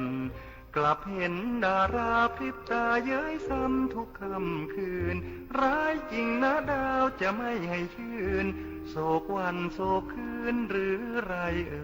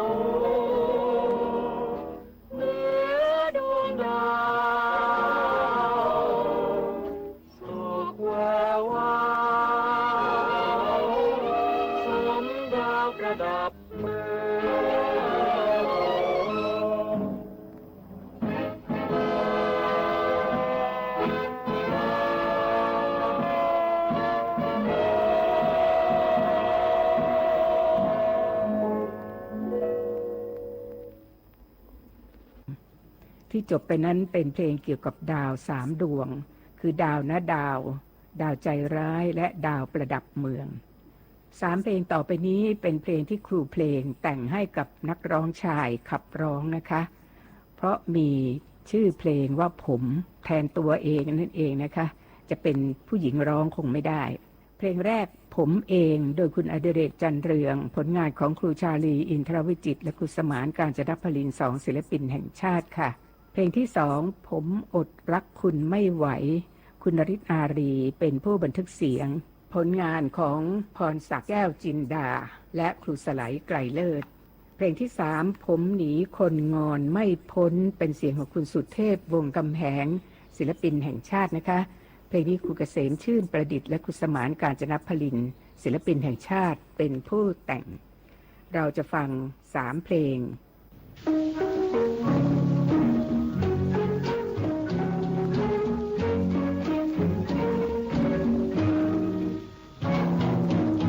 ผมคิดว่าคุณชอบผมโอ้คุณพรหมแม้คุณให้ผมเดาใจดูท่าทีว่าคุณนั้นมีเยื่อใยคิดว่าคุณสนใจผมเดาผิดไปไหมคนดีถึงแม้ว่าคุณไม่รู้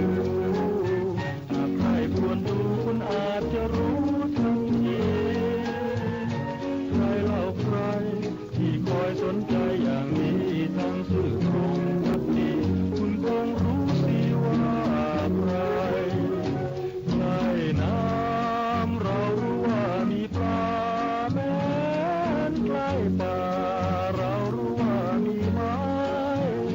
ใกล้คุณผมคงว้าวุ่นใจอยากรู้ว่ามีอะไรขอให้ดูในสา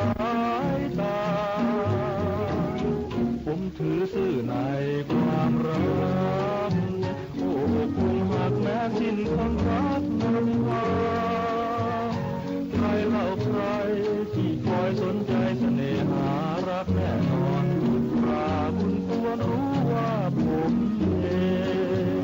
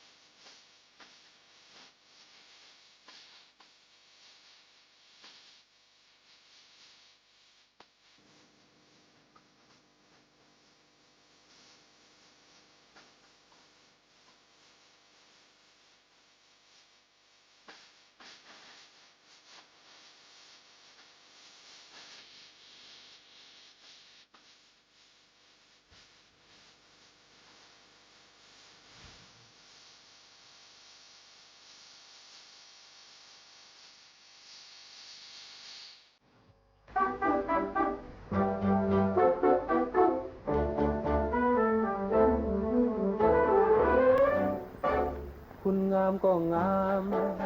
ที่งอนก็งอน ผมชักอาวรณ์พบคุณงอนอ่อนใจหรือดีเจอใครก็ใคร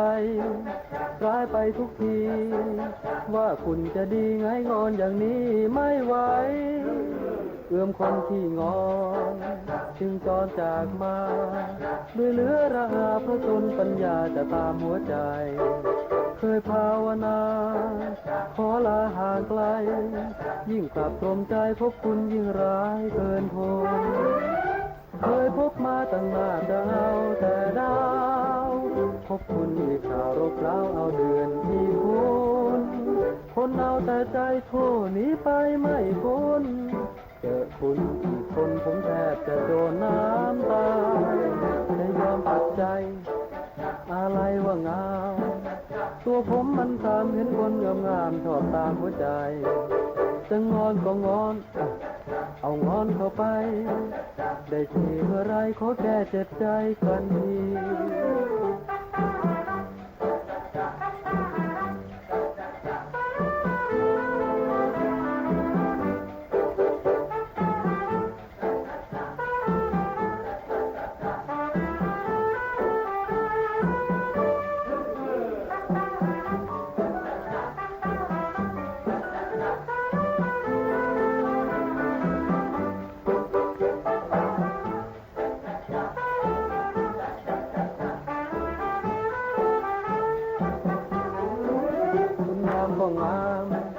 ที่งอนก็งอน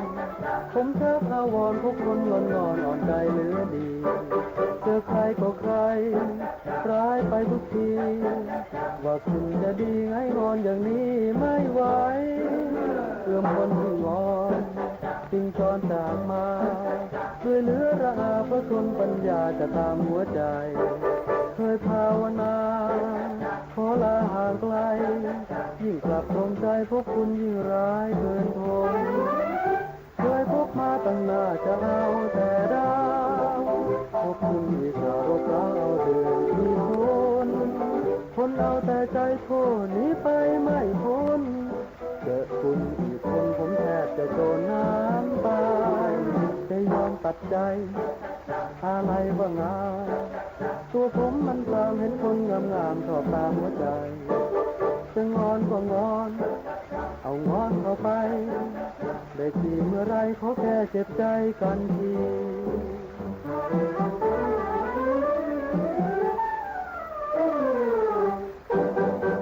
จบไปแล้วนะคะ3เพลงซึ่งครูเพลงแต่งให้กับนักร้องชายขับร้องคราวนี้มาถึงเพลงที่นักร้องหญิงบันทึกเสียงบ้างค่ะเริ่มต้นได้เพลงฉันยังรักเธอเสมอคุณวงจันทร์ไพโรจน์เป็นผู้ขับร้องนะคะผลงานของร้อยแก้วรักไทยและครูเวชสุนทรจามอนเพลงที่2ฉันรอจูบจากเธอคืนนี้ฟังจากการขับร้องของคุณลินจงบุญนกรินทร์ค่ะเป็นผู้บันทึกเสียงคนที่2คนแรกที่ร้องเพลงนี้คือมิสคูมี่นะคะเพลงฉันรอจูบจากเธอครูชาลีอินทรวิจิตรและครูสมานกาญจนพลิน2ศิลปินแห่งชาติเป็นผู้แต่งประกอบภาพยนตร์เรื่องมือเหล็กเพลงที่3ฉันไม่เคยคุณเพ็ญศรีพุ่มชูศรีศิลปินแห่งชาติบันทึกเสียงเพลงนี้เป็นผลงานของคณะธนิตสอนซึ่งมีครูธนิตผลประเสริฐเป็นหัวหน้าวงและท่านก็แต่งทำนองส่วนคำร้องเป็นของทาตรีหรือวิชัยโกกิลกนิษฐ์ค่ะ3เพลงเริ่มด้วยฉันยังรักเธอเสมอ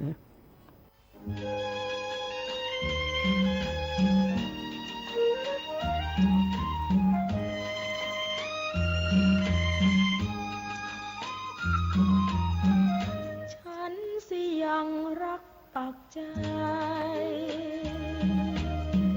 แล้วทำไมเธอกลับกลายเหตุฉะนั้นไอ้แนงนายลืมฉันง่ายได้ด่วนคลายความรักไปฉันสิยังรักดังเกลือทุกวันคืนเป็นห่วงใยกลับไม่สมดังฝันไปพอสมผ่านไปตัดใจลืมได้ลง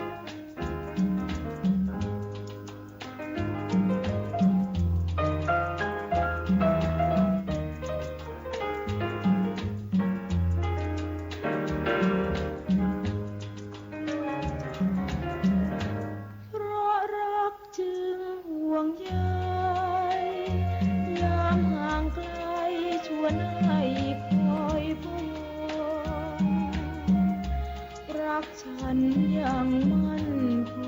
งเธอสิหลงลืมตัวเกินไปฉันสิยังรักแต่เธอหวังปรนเปรอให้สุขใจกลับผิดหวังครั้งยิ่งใหญ่เธอพันเปลี่ยนไปอกเอ้ยไม่เลี้ยวมองฉันสิยังรักแต่เธอรักแต่เธอเพียงผู้เดียว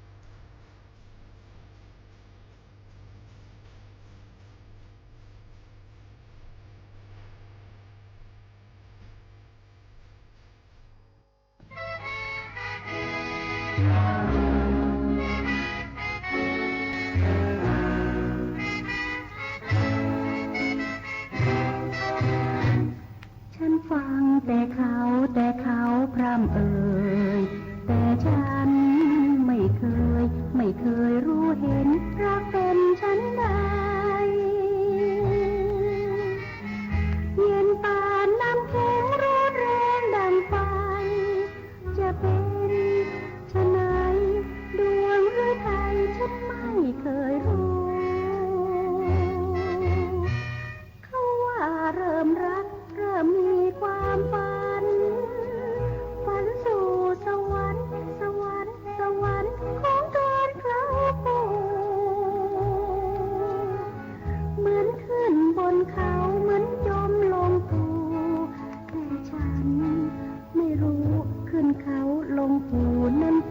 ฉันใด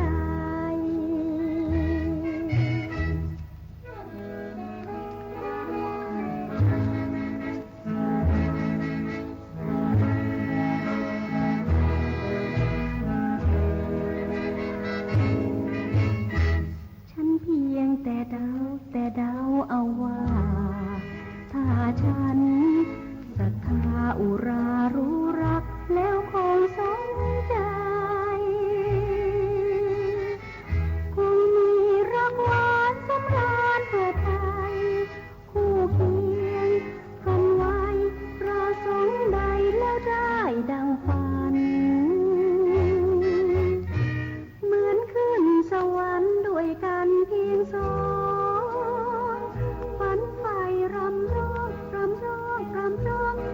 คู่รักมันรักชื่นชีวิตระเริงชีวันโอ้ฉันเฝ้าฝันใครพบคืนวันฉันมีรัก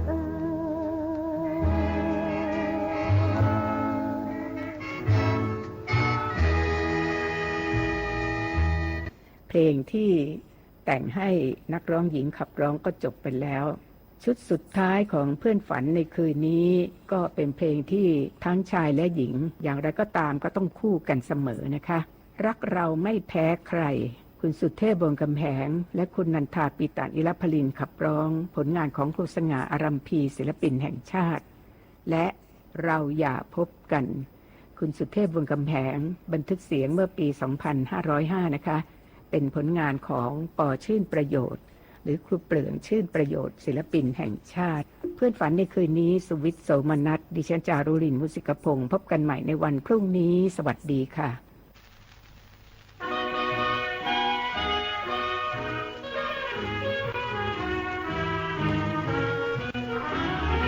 ใครจะงามเหมือนดวงใจพี่ใครจะมีปากหวานเหมือนคนรักดลจิตรักดลใจเราคู่บุญเกื้อกูลกันไปน้องคนจนทั้งตายใจโธ่อย่าได้มองไม่เลยเจ้าเจ็บในหัวใจแม่น้องพี่เขาไม่มีเยื่อใยกับเราลืมเสียความหลังครั้งยังรุ่นเยาว์นะแก้วตานึกถึงรักดีกว่าเป็นคนจีนทั้งจนและยากมันจะงามเหมาะหรือพี่คะขอเพียงแต่รักกันให้มันนะแก้วตาเงินไม่สำคัญน้องดีใจที่ได้ชายสูงด้วยใจและคุณธรรมมันผู้แม่ขวัญใจรักเรามันเป็นตัวอย่างเลยถึงแม้สองเรานี้เป็นจริงและใครรักก็ไม่แพ้ใครรักกัน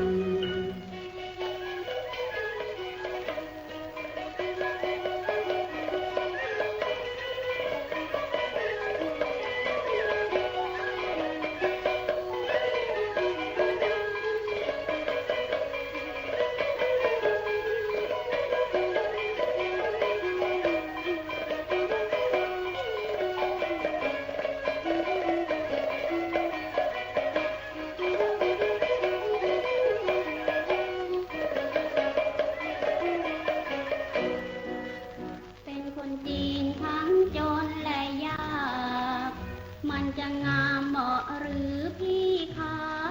ขอเพียงแต่รักกันให้มันนะแก้วตาเงินไม่สำคัญน้องดีใจ